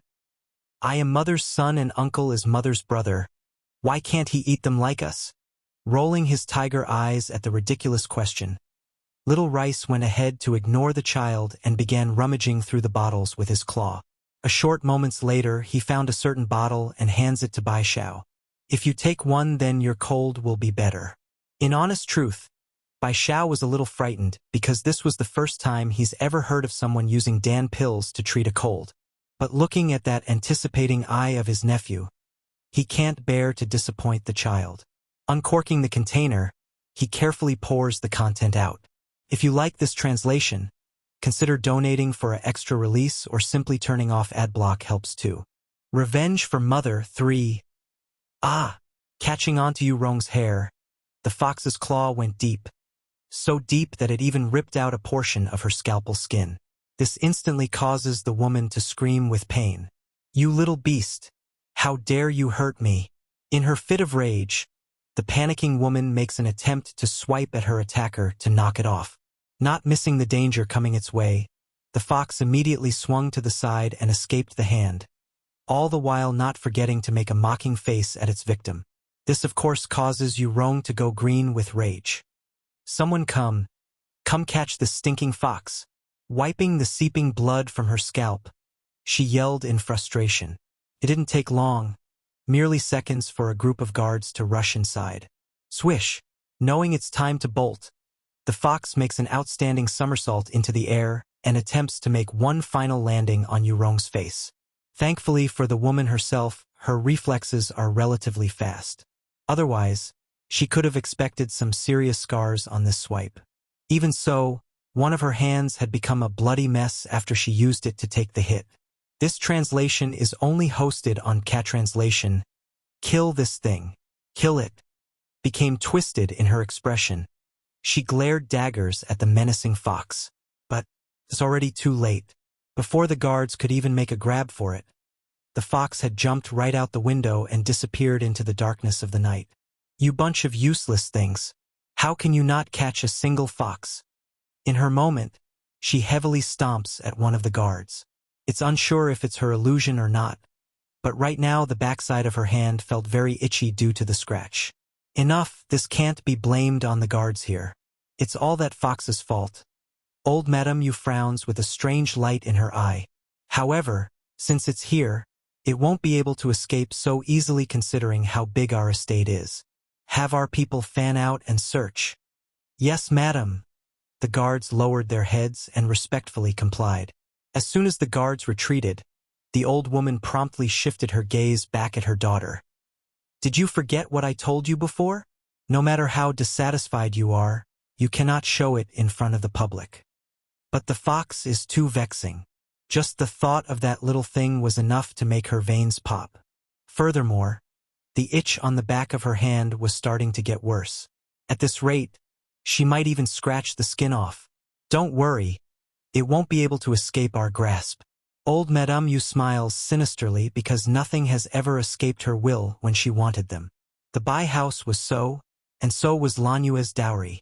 Just as old Madame Yu was scheming again by Shachin, the little boy was already running towards the location where he hid little rice. At this moment, the baby tiger was in the middle of licking his paws on the grass in an elegant fashion. Seeing the rushing figure coming his way, he asked, "Is everything done? That bad woman is scheming against uncle." She also called mother a bitch. Raising his silver fur, the bloodthirsty nature of his lineage could already be heard in his angry voice. Blinking at the remark, little Rice tilted his head in confusion. Since when did the little owner here get so nice to let those people off the hook? Likely becoming aware of the tiger's question. Bai Shachin giggles with delight. Did you forget already? I only have interest in poisoning people. Just now, I used some of my stuff on her body. If you like this translation, consider donating for an extra release or simply turning off ad block helps too. Kick him. But, innocently tilting his little head, the bad woman can find someone else to make a baby. Why can't mother do it too? Wang Xiaopeng from next door has a little sister. I also want one. Wang Xiaopeng? Who? Bai Yan asked. They live next door. Their family has a lot of money. That's why Wang Xiaopeng can be so fat. Note: Wand is the surname and Xiaopeng little chubby in Chinese. After a brief musing, Bai Yan understood what's going on now. This neighbor the boy's referring to wasn't from the Holy Land. It's the family living next door to the manor she prepared here in the city. Don't assume just because Bai Shachin's intelligence was higher than a normal person that he can ignore the things a child should do. He needs friends around his age to play with. Oh baby! Picking up her son, she hugs the little fella and runs her fingers around the nose as a tease. One can't just make a sister because they want to. These things need fate. You are still young, so you don't know. Wait until you grow up some more, then you will get it. This translation is only hosted on Cat Translation in response. Bai Shachin nods like he understands. He may be envious of his newfound friend Wang Xiaopeng for having a lovely little sister, but in comparison, he rather listened to his mother's word over having a sister. Then can we go find father? If father wants to take me away, can you also come with us? If they find father, then a sister will just be a matter of time. But what if your father only wants you and not I, your mother? The arrival of little Bai Shachin wasn't of love. It's the result of an accident when she needed a man to cure her poison. Stunned by the question, Bai Shachin realized he never once thought of this issue. Going quiet, the little boy went into deep contemplation, as deep as a child can go anyways. Then after a good few minutes, his big eyes literally glowed with brilliance. Mother is so good, so father can't possibly do that. But if he does, then I also don't want him. Squirming closer against her mother's chest, he tightly weaves his hands around her neck. In this world, he can lose everything except his mother here. Getting such affection from her son like so, Bai Yan unconsciously broke out into a gratifying smile. In this life and her previous one she has done a lot of things she regretted, but giving birth to this child was not one of them. Suddenly, the evening breeze whistled into her nose and she could smell a certain familiar scent. Going ghastly white in the face, she jolted up from the chair and quickly brought out a pill. This pill can cover your aura. Swallow it now and hide under the bed. Remember, no matter what happens you mustn't come out. Before the boy could even get a grasp on the situation, his mother had already forced the pill down his throat and stuffed him under the bed. In the next moment, a dazzling figure popped in. Dominating, enchanting, seductively evil. None of these words could properly describe this man. Bai Yen lost her breath there. She had seen him earlier tonight, but never in this fashion. That silvery hair, that purple robe, and that peerless face. It's no wonder every girl in this kingdom would fall heads over heels for this man, known as the sovereign prince. Sadly, the more beautiful things are, the more dangerous they are. This man was like a flower hanging off of a cliff. If not careful, one will fall into the deep ravine below, meeting their end in a crushing fall like the stuff they call love. What are you thinking? Just when Bai Yen was in a daze, the man had already come face to face with her. Against that intoxicating breath, her senses were knocked right back to reality. Then when she realized how close they were again, Bai Yen didn't hesitate in the least and aimed her feet straight for that rude figure. If you like this translation, consider donating for an extra release or simply turning off adblock helps too. Baby doesn't like the father. Di Tsong's gaze remains unmoved from those lips. His deep voice sounded like he's suppressing some sort of emotion.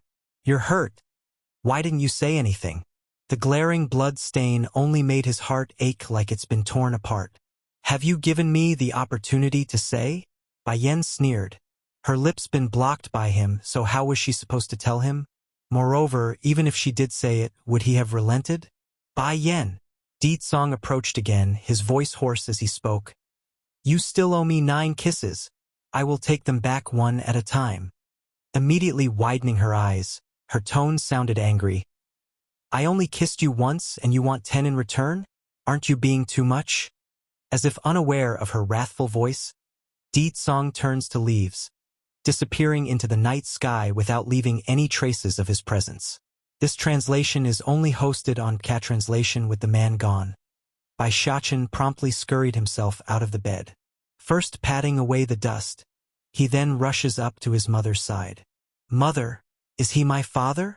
The little guy's milky voice pulled Bai Yen back to her sense. Oh my baby, you are wrong.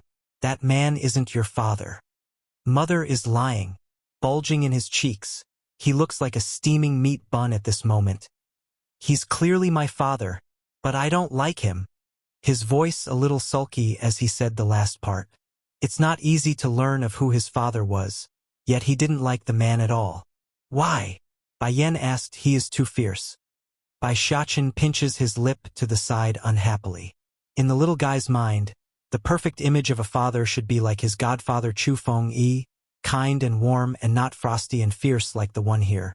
Mother, can you be godfather's wife? Swinging his arms around his mother's neck, Bai Shachen pleads with those big innocent eyes. Godfather is kind and gentle, plus he's super rich, way better than that fierce man. If he did not know that the man was his old man, he would have long rushed out to fight when they were making that racket above his head. Recalling the kiss again, Bai Yen became a little embarrassed. He's not bullying me. Also, that kiss was started by her first. I saw everything. The boy's cheek was flushing from how steaming he was. That evil man bit you and made you bleed. No way I will like someone like that. Bai Shachen was still young, so of course he didn't under what Di Tsong really did. To him, he only knows his old man made his mother bleed on the lips there. Therefore, his first impression of Di Tsong turned out very bad. Mother, I know it's because of that baddie being too strong and that you don't want him to take me away. Fear not though, I will quickly grow bigger, and when I do, I will bite him instead if he dares to bully you again. Warmed by her wonderful son's statement, Bai Yen felt like everything she's endured thus far was worth it. Shachen, during this time I won't go back to the estate, but I will have your Auntie Holuo look after you. Once we are done here, I will take you away and never let that bastard find us again." A bit aggrieved that his mother won't be around with him for the next while, he nevertheless nodded. "Don't worry, mother, I will be good. But you must promise me that once you are done you must come find me and not leave me behind." If you like this translation, consider donating for an extra release or simply turning off ad block helps too. The Queen Dowager's Summon 1. Next day, the early morning light of the sun had just sifted through the windowsill when a loud ruckus suddenly broke the serenity of the room from the outside. Wrinkling her brow at the commotion, Bai Yan gradually opened her sleepy eyes to find the nesting boy in her arms already gone. Just that. The temperature still lingering on the bed sheet proves he was still here not long ago. "Cousin." Boom. Rudely barging through the door, Lan Xiaoyun, girl cousin, appeared to be in quite the good mood based on how cheeky and gloating her face was. What happened?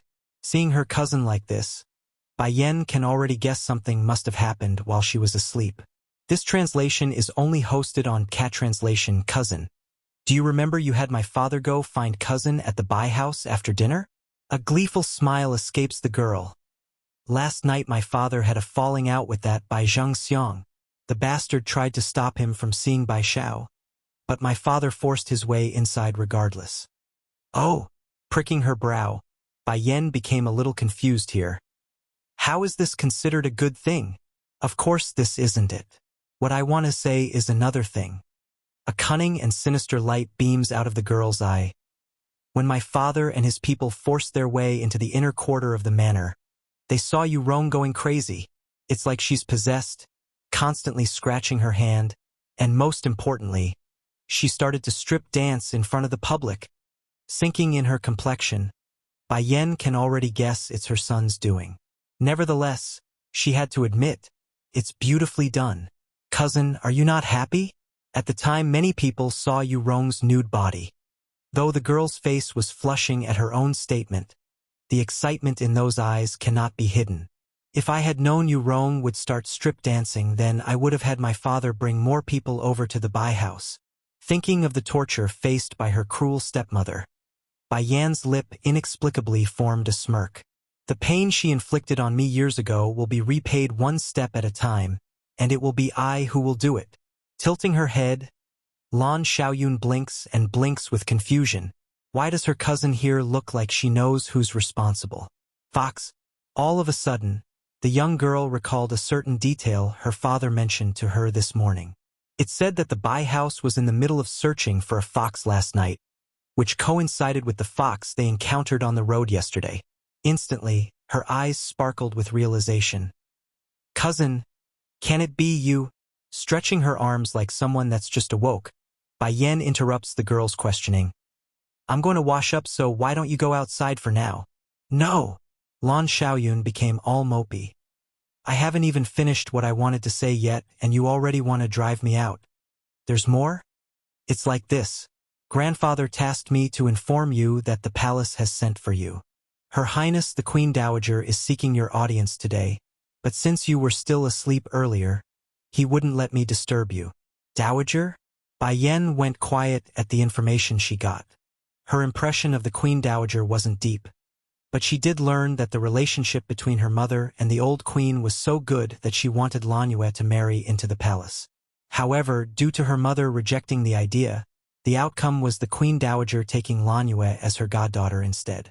In fact, when the old Bai Yan was still young, she had often visited the old queen in the palace with her mother.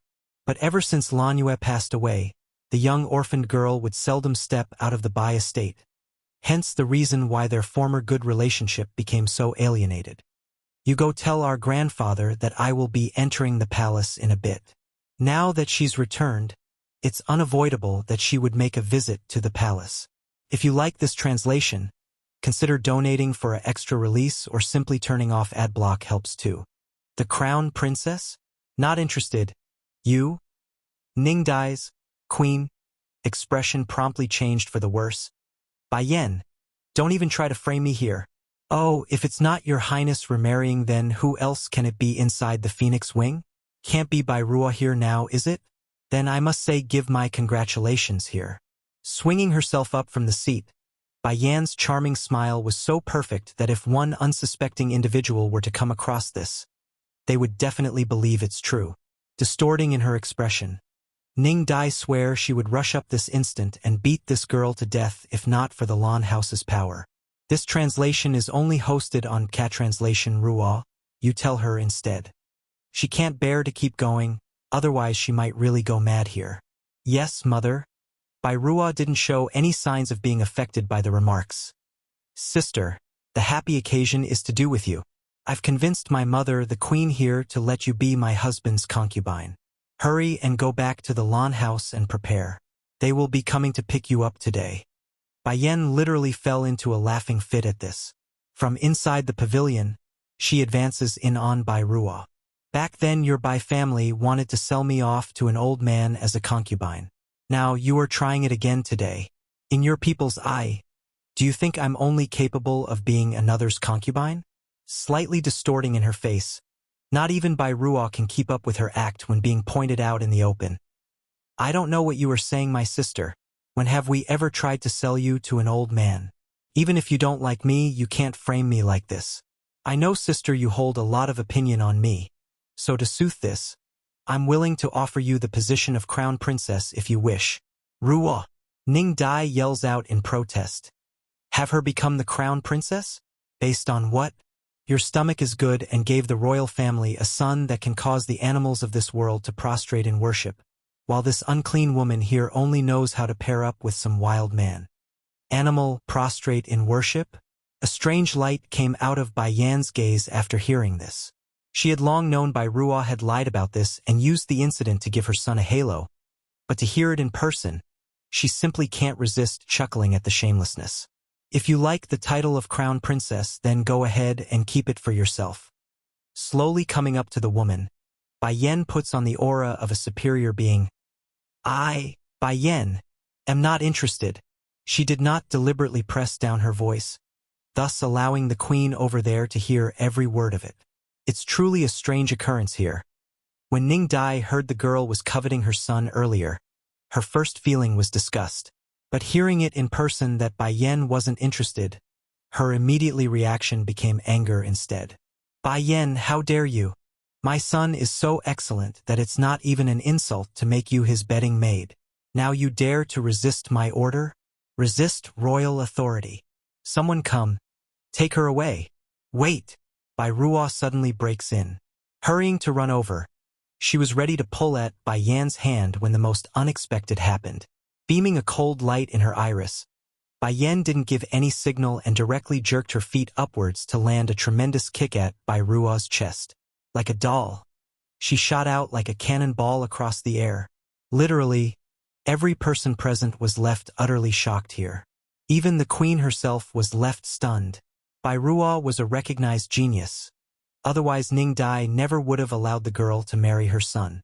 But now, one kick and she's sent flying? If you like this translation, consider donating for an extra release or simply turning off ad block helps too. The queen makes a fool of herself, too. Going stiff in the body, it appears Ning Dai had become overwhelmed by that frightening aura. Gritting her teeth. We're leaving, Ruo, let's go. Stunned by the order, Bai Ruo could only look at the departing queen's back in shock and disbelief. As the queen of the harem, she would cower in front of Ditsong? Can this man really be that powerful? 1. The man's voice was oppressive and cold, forcing Bai Ruo to turn ashen with fear. Not wishing to face the ire of this man alone, she hurries to chase after the queen from the back. This translation is only hosted on Cat Translation. Taking this all in, Bai Yan's eye reveals a sinister light as she smiles at the departing figures. But then, a deep, low growl came into her ear. Next moment, she found herself being pressed against the wall. The eyesores are gone now.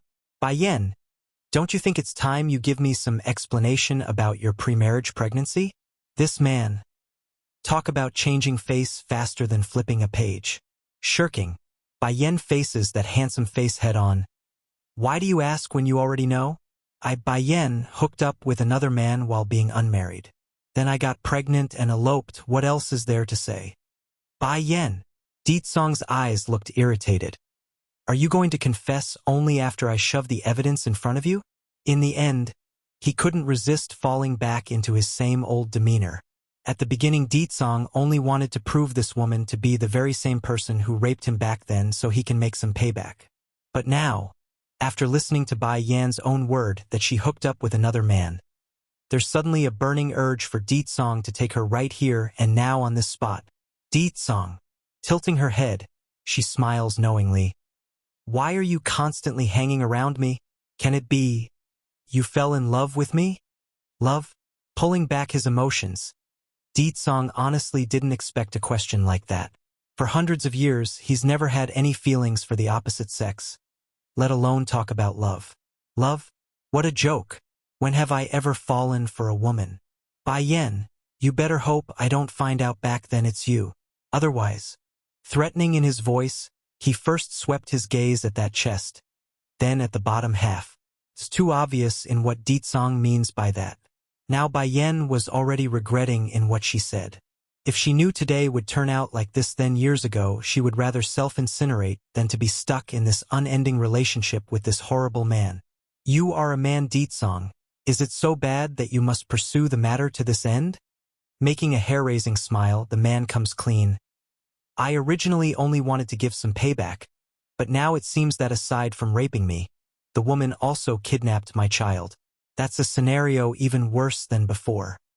Shuddering at the remark, Bai Yan wanted to flee this instant and go back to the Holy Land. Thankfully, she can tell Ditsong still hasn't confirmed the existence of her son just yet. Otherwise, they wouldn't be here talking like this here. I never met you before. Bai Yan didn't want to meet that dangerous gaze. And my child isn't yours. Besides, that child is lost long ago. When these words came out, she definitely felt that big hand shuddering at her statement. It's unsure why, but she involuntarily shifted her face to the side to hide her guilt. You think I will believe you? The man forces her chin up, rousing her eyes to meet his. You are too scheming. I won't be blinded by your lies. If you like this translation, consider donating for an extra release or simply turning off adblock helps too. Ditsong's might 1. And you will always only be worthy of being a consort, a being that can only stand in the dust while looking up at me. Back over at the Bai house, Bai Ji was currently sobbing away in the arms of her father, soaking the man's clothes in the process. Since you are fine now, then get some rest. As for your grudge, I will get it for you, my daughter. Thinking about what's happened with his family recently, Bai Zhengxiang heavily rubs his temple to soothe that ache. First of all was his wife Yu Rong inexplicably going crazy, causing him to lose all his face in front of the public. Then it's his youngest daughter being beaten up and tossed in front of the gate. With all that happening, how can he not be bothered? Family chief. Exactly at this moment, the housekeeper reverently came through the door and said, Eunuch Li is here at our home. He's carrying a decree from Her Highness the Queen, and it's meant for third miss here. This translation is only hosted on Cat Translation Queen's decree. Bai Ji became stunned by this. Why would Her Highness send a decree for me? Daughter, let us first go receive it first. Don't let the man wait too long. Bai Zhengxiang's tight brown finally loosened. Someone come, help my daughter get dressed. Yes, chief. Hearing the call, the two waiting maids outside the doorway entered the room, and through their efforts, Bai Ji now dons a yellow dress of exceptional quality. Due to the unknown of what awaited her, Bai Ji was rather nervous when heading out. Inside the main hall, Eunuch Li was quite enjoying himself by sipping away at the tea prepared for him. Nevertheless, the man didn't need to wait long because Bai Zhengxiang and her daughter soon came rushing out from the back as expected. The young maiden was very beautiful right now, a natural beauty even without the use of makeup. What pleasure do we have for Eunuch Li to make a personal visit? This Eunuch Li was the most favored man under the queen, so it's imperative that Bai Zhengxiang show his respect. I am here under her queenship's order to pass on her decree to give Miss Ji over there. From that pruned face, a wrinkled smile comes out as he stood up to meet the two. Now come on. Kneel so I can hand you this wonderful news. Blinking in surprise, Bai Ji rushes to the floor following her father's lead. Ji of the Bai house is fair and virtuous with outstanding talent. Therefore, such a rare woman deserves a man of equal talent. By order of her queenship, Bai Ji is to marry Lord Song as the main wife in the coming predetermined date. This was indeed a huge surprise. Blinking in absolute astonishment, Bai Ji didn't even know how to take it all in. Right now, the only thing her ears can pick up were the word marriage. Miss Ji, congratulations to you.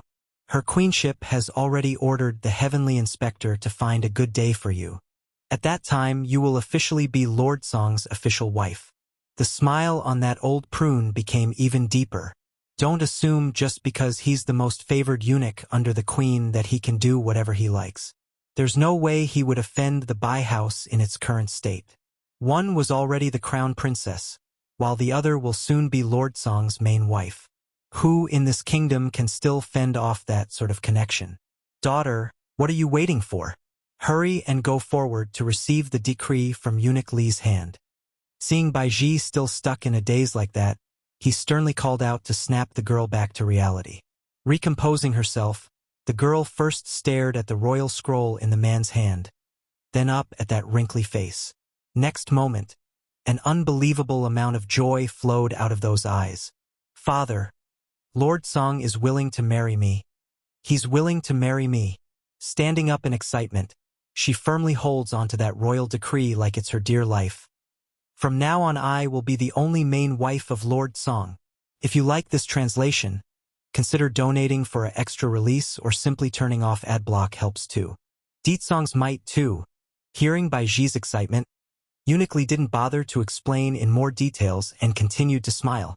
This time, he not only needed to pass on the decree to the Bai house, he also needs to make another visit to the Lan house and the Tsang manor.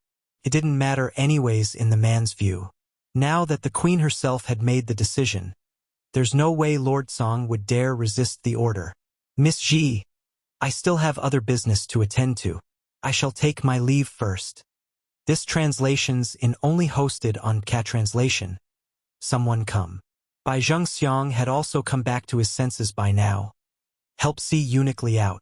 Naturally, Bai Ji could care less whether or not the eunuchs existed now that she has the decree in her hands.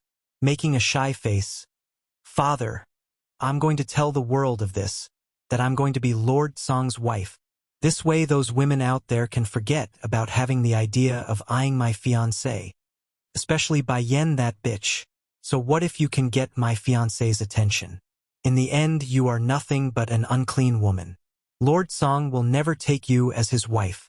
Very well, go then. Sweeping away the gloominess from before, Bai Zhengxiang reveals a proud smile on that handsome face. Also, go take a trip to the Lan house and have them attend your wedding ceremony. I want those people to know that my daughter will always be the best. As for Bai Yen, nothing but an unfilial daughter that's been expelled from her family. Yes, father, I will do that. Sticking out her tender tongue in happiness, she hastily runs out of the estate with the decree still in hand. In truth, even if her father doesn't tell her to, Bai Ji would definitely make another visit to the Lan house to gloat. Song Manor, majestic and mighty in its appearance. Even the two golden lion statues at the gate seems to come alive at a glance. This left Eunuch Li quite scared by the imposing image before him. You go make a visit to the Lan house. Turning to the little eunuch following behind himself, Eunuch Li orders the boy. Directly pass the queen's decree and order Bai Yen to become Lord Song's concubine. He has already finished the task of pleasing the main wife, so of course, he wouldn't need to bother with a measly consort. Making a slight bow, the young eunuch accepts the order and went ahead to carry out his order. Alone again, Eunuch Li was ready to step inside the estate when the two standing guards stopped him at the entrance. Halt! His lordship has ordered. No one is allowed inside without his explicit order. Gently knitting his brow over the fact that he's been left standing outside, I am here to pass on the Queen's decree. Please have Lord Song come out to accept it. Queen's decree? The two guards exchanged a look with each other, their foreheads beginning to seep sweat. The lordship's order is absolute. No matter who comes, there will be no exception. Eunuch Li's forehead became tighter and tighter. Hastening to step forward another step, his sharp voice cries out again. By the Queen's decree, please have Lord Song come out to receive his order. Echoing in the air. That voice wouldn't scatter even after a long time. Seeing there's no response from the inside, he wanted to try again when an overbearing and tyrannical voice cuts him off. Scram! Scram? Those old I widened in disbelief. This Lord Song is really acting like that? I'm here on behalf of her queenship and he actually dares to have me scram? Drenched with sweat, the guards knew their lord was starting to get angry. Rushing forward, the two was ready to force the old eunuch away when the man cries out again. Lord Song, I am here to bring a wonderful news to you. The queen has arranged for one of the daughters of the Bai house to marry you. Bai Yen is my woman. 2. Upon hearing the woman's defense, the ministers were all starting to discuss it down below. It's as she says, they had all heard or seen Bai Yen being all intimate with Lord Song at the banquet that night. But the girl's reputation was already so notorious, so how can she possibly be a match for the royal family? Lord Song, this. Nangong Yuan became tied in finding a proper response. Ignoring all the rest, Di Song raises his chin and looks down in a condescending manner at the woman. That Bai Ji is nothing more than a daughter of a woman who lusted after an orphan girl's dowry inheritance. How can she be called gracious and virtuous? The man's voice was gloomy and cold, forcing Ning Dai to shudder in response. This translation is only hosted on Cat Translation. If anyone were to know the truth behind that, then Ning Dai would definitely be the first on the list. Over the years, Bai Ruo had on many occasions offered her a variety of jewelries and gifts, many of which are part of that batch of dowry, thus making her a partial accomplice in the whole theft. But then what does that have to do with Bai Ji anyways? This was the one part that perplexed Ning Dai. There must be some misunderstanding here. Bai Ji's character is trustworthy, so Lord Song can be assured that there wouldn't be another better maiden in the entire kingdom, aside from Bai Ruo, that is. At this point Ning Dai only knew that she needs to push Bai Ji into the limelight of being the perfect girl for the man, causing her to lose track of the ever-darkening face of the king there. Aside from Bai Ruo, Bai Ji is the best? Then what about the princesses of the royal family? So she is saying those two are superior to the female body of the royal family? Are all the women in this world dead? I'm quite surprised you can even say those two are the best when their misdeeds are so lengthy. Making a snickering sneer. In my eyes, even a female dog is far superior than those two. Ning Dai's face promptly went green because she never expected the man to be so presumptuous in front of the entire court. Mercilessly biting down to keep going. Lord Song, don't you think you are being a bit too much by picking on two weak women? What's so bad about Bai Ji? No matter how I look at it, she's still superior to Bai Yen. Now this time Di Song couldn't even keep up his angered face. Laughing, he slowly walked up to the kneeling woman with an overwhelming amount of pressure. Firstly, you are in no position to decide my marriage. As the king of the entire demon realm, why would he care to be bound by the rules of the human world? Secondly, Bai Ji is no different from a dog bitch that's in heat. If you lot dare continue your stupidity, I wouldn't mind finding a male dog to start mating with her. Now Ning Dai was truly frightened by Di Song's remark. She never expected a man could utter such foul and filthy language like that. Thirdly, stopping in his step, Di Song suddenly squats down in front of the woman and openly grinned. The man that you all keep talking about is me. Bai Yen is my woman. Boom! Like a thunderstorm, the entire crowd were knocked off their senses by that statement. It's too sensational, it's too overwhelming, and it's too unbelievable. Bai Yan's man is him? What does that mean? 6 years ago, I was plotted by my enemies and was poisoned as a result. At the time, I happened to meet Bai Yen by accident and forced my way with her against her wishes. So, if anyone in the future keeps spouting more nonsense, I will see to it that the fool can never see the light of day again. No matter where they run, no matter where they hide, I will hunt them down to the ends of this world. What sort of arrogance and what sort of strength would a man need to utter such a threat? However, none here would doubt Di Song could pull that off. The aura coming off of him was simply too overwhelming. Shuddering on the floor, Only despair could be found in Ning Dai's pale face right now. How can this be? How can the man back then be Ditsong? Does that mean the wild child from her stomach is also his? Baiji becomes a joke, despite being in the midst of the afternoon. The guards can only feel their skin shivering as the winds around them became colder and colder. Your Highness! First patting her skirt to remove some of that dirt, Baiji then shyly started to fiddle with her dress. I wish to ask for your forgiveness. I didn't see you earlier, that's why I was so careless. Maybe it's due to that charming and shy voice, but Ditsong finally moved his attention to the girl in question. Who are you? The man's dominant voice was damp and cold, leaving Baiji freezing up on the spot. Your Highness, we met at the banquet before from the other night. I'm your fiancé. How can he not know who I am? What used to be indifference in the man's face was now that of surprise after hearing her statement. This translation is only hosted on Cat Translation. Little Yen Yen, did you put on a disguise? Ditsong's lip curved into a smirk. Unfortunately, I still prefer your original look better. With this new face, I fear I might become impotent due to fright.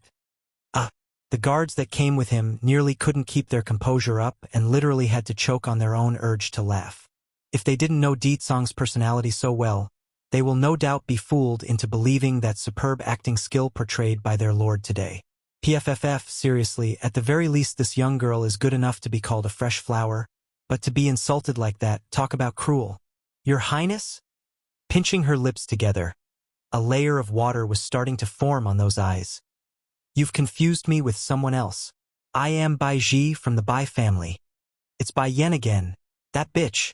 What's so good about her to warrant such obsession from Lord Song? But it matters not anymore. With Her Highness the Queen backing me, there's no way Lord Song would dare refuse the arrangement. Ditsong's face promptly turned dark.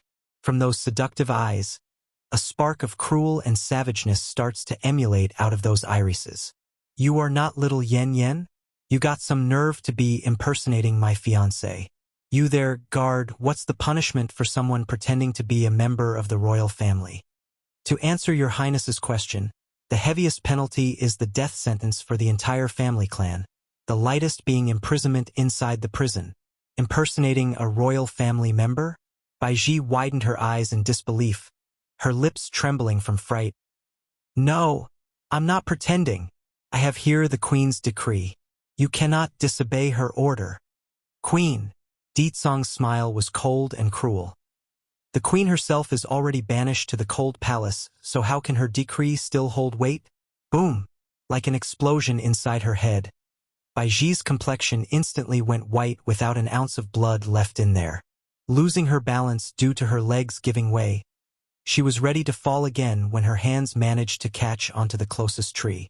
Only like that does she manage to stay upright. No, I don't believe you. How can Her Highness suddenly be banished to the cold palace? All of you must be lying to me. When it came to the last part of her sentence, that piercing cry was borderline crazy.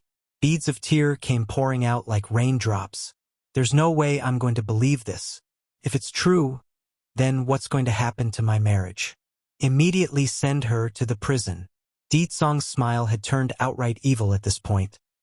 Also, inform the world that Baiji is impersonating herself as my fiancé to spread lies as well as having ill intentions for me.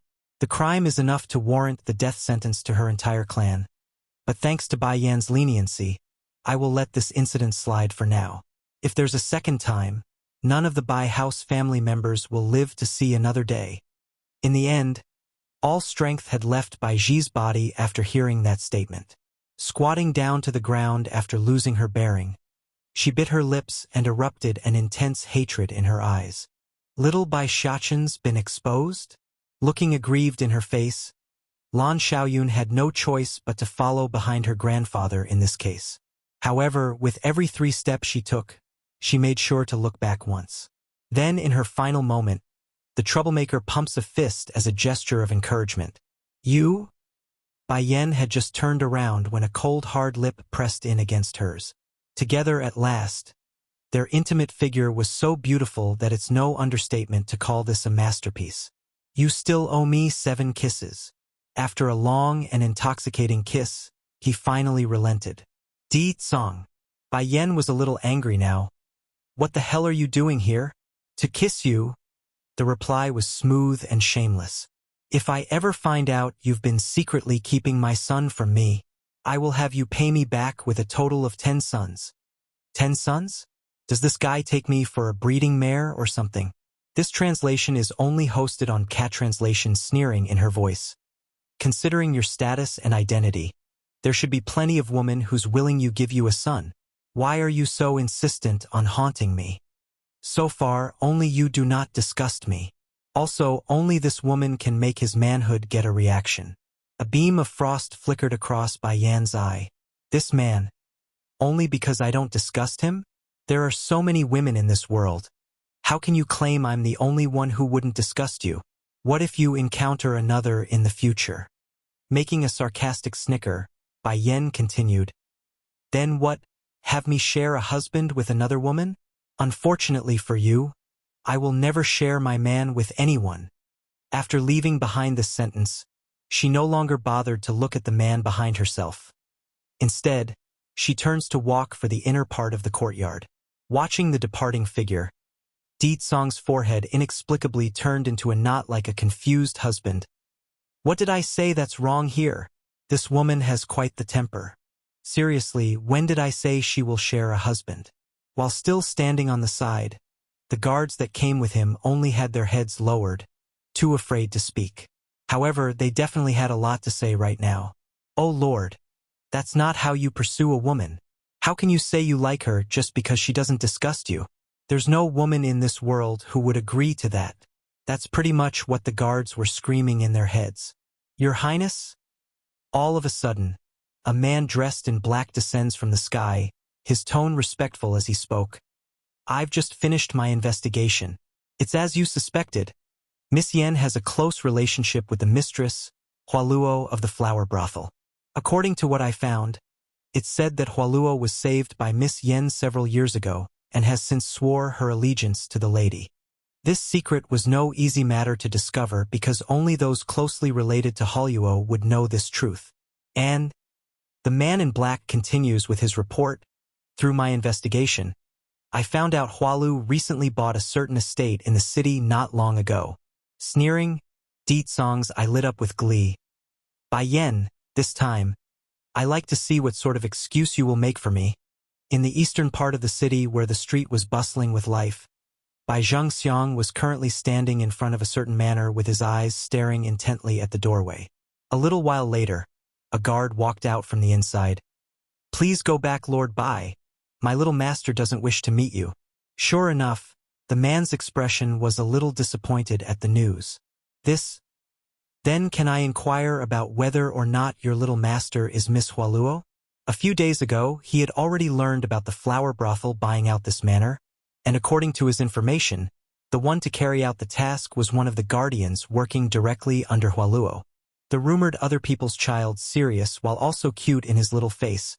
Bai Xiachen righteously speaks. Xiaopeng, now it's you who's not right there. It's already wrong that you like to steal the maid's underwear. But you can't even keep your chubby hands off your sister? Wang Xiaopeng wanted to cry now because he didn't expect his friend there to take an extra kick at him in this situation. Look at Xiachen and yourself. Look how sensible he is and how sick you are. Oh heavens! Why do I have such a perverted son? At a young age and he's already so lustful. Not only are all the maids at home victims of his perverted deeds, now he's even going after his own sister. If this isn't a perverted sicko, then what is? This translation is only hosted on Cat Translation. As bad as his past records were, Wang Xiaopeng really didn't do it this time because even he has his limits. Once it becomes known on who set him up today, he swears that he will definitely kill them. Uncle Wang. Bai Xiachen politely made his greeting. I got something I like to discuss with Xiaopeng. Is it all right with you that we stop this for now? Once I'm done, you can beat him again then. At the sight of the good little boy, in his eyes anyway, Wang Deqiu's father, angry face promptly turned to that of kindness and joy. Okay, okay, okay. He repeated the word 3 times in a row, then shifting his warning glare back to his chubby son. You should learn something from Xiachen here, and don't just go ogling those beautiful maids every day. If there's ever a second time like today, don't blame me for breaking your legs. Oh, why can't my son be like other people's? At this rate, I will really meet my maker soon because of this brat. Wang Xiaoping's eyes looked so depressed. Xiachen, why do I always feel like you are my father's son, instead while I'm the one who he picked up from the street? Ha! Bai Xiachen blinked and blinked. Forget it, your father is just like you. The moment he comes across a beauty on the street, he will lose himself and start drooling. As if suddenly catching onto a common language, Wang Xiaoping's eye started to shine. You also think like that? Actually, I don't want this kind of father either. Why don't we do this? You be my father instead. Bai Xiachen became paralyzed, his big eyes widening in disbelief. What the heck is this? Why did I suddenly get a son? Brother! A tender voice suddenly drifted over, knocking the chubby kid off his feet due to fright and embarrassment. Like a pristine doll, the newcomer was Wang Xiaotong, the younger sister. Due to those pink cheeks, the girl looked ever so innocent as she walked over to them. Brother, watch it, otherwise I will tell father what you just said here. I was just making a joke. A joke. He chuckles awkwardly. You mustn't tell him or else I'm sure I'll be killed. Wang Xiaotong ignored her brother's excuse and turned to face the reason why she's here. Xiaopeng Xiaotong. Facing his two friends, Bai Xiachen sounded very sad in his voice. I'm here to say goodbye. I'll be leaving here soon. You are leaving? Wang Xiaopeng was shocked. Grabbing onto his friend's hand, that chubby face became a sad one. We only just met and you are already leaving? Giving a very difficult nod. The big baddie is about to find me, so mother is having me go back. But don't worry, once I grow up and is strong enough, I will definitely return to see you too. Make sure you don't forget me by then. Wah! Unlike her brother that's less emotional, Wang Xiaotong straight up burst out in tears. I can't bear to see you leave. Little Bai Xiachen is discovered. You? Bai Yan became furious because no one knows a child better than their mother. What she didn't expect though was Ditsong resorting to such low means to force Xiachen, baby, out. Just as Bai Yan was busy praying for her son to not come out, a tender voice broke all of that. From behind the man. Big baddie, let go of my mother. By now Ditsong's fingers had already loosened their grip, thus allowing the woman to scramble over to embrace her son like a mother guarding their treasure. Mother, you don't need to be afraid. I will protect you. No one can separate us. Like a little adult, Bai Xiachen soothingly pats her mother's back despite being extremely fearful himself. This translation is only hosted on Cat Translation this time. Ditsong can finally get a good look at that little boy in Bai Yan's arms. The little guy was a real looker, like a jade carving. He's cuddly and cute all around despite trying to put on a stubborn face. Furthermore, the kid was undeniably a miniature version of himself. Ditsong's voice sounded croaky and low, like his eyes carried an unspeakable emotion. You were called Xiachen? Pursing his small lip, Bai Xiachen haughtily said. I'm not so familiar with you, so you should be calling me by my full name. Ditsong's face instantly went cold. I'm your father. You are a big baddie that likes to pick on my mother. You also want to separate us, so I don't want you. The boy was rather revengeful when it came to grudges, especially on topics related to Bai Yan. Smirking, the man lays out the truth to the boy. If I didn't say that, would you have turned yourself in? Bai Xiachen was dumbfounded. What does he mean by that? Intentionally scheming to lure me out? He immediately broke out into tears. Mother, I don't like him. He's actually sneakier than you. I like Godfather more. Godfather? Ditsong gnashed his teeth as he spoke. You still have a godfather? My godfather is gentle and rich, enough to fend off any country. The boy said it in such a proud way that he completely forgot to take notice of Ditsong's surging level of anger. I can lack anything in this world, just not money. Say it, how much do you want? I will give you whatever amount you ask for. Rich enough to fend off a country? So what? I'm the king of the entire demon realm. That's way better than some measly human kid. Bai Xiachen's expression was a bit tied there. However, He eventually made up his mind. Those who pick on mother are bad people. I don't want your money. Comparing money to his mother, of course he would choose his mother. When did I pick on her? From Ditsong's view, it had always been this woman leading him on to hurt other people. You can't lie to me. I saw everything while under the bed. You bit my mother's lips so hard that she… Before the baby boy could finish his words, Bai Yen had already covered that blabber mouth.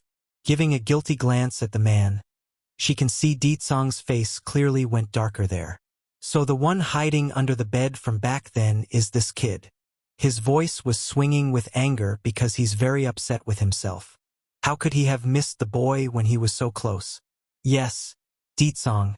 I admit it. It was I back then who wronged you 6 years ago. Pulling the boy into her arms, Bai Yen braces herself and admitted to the truth.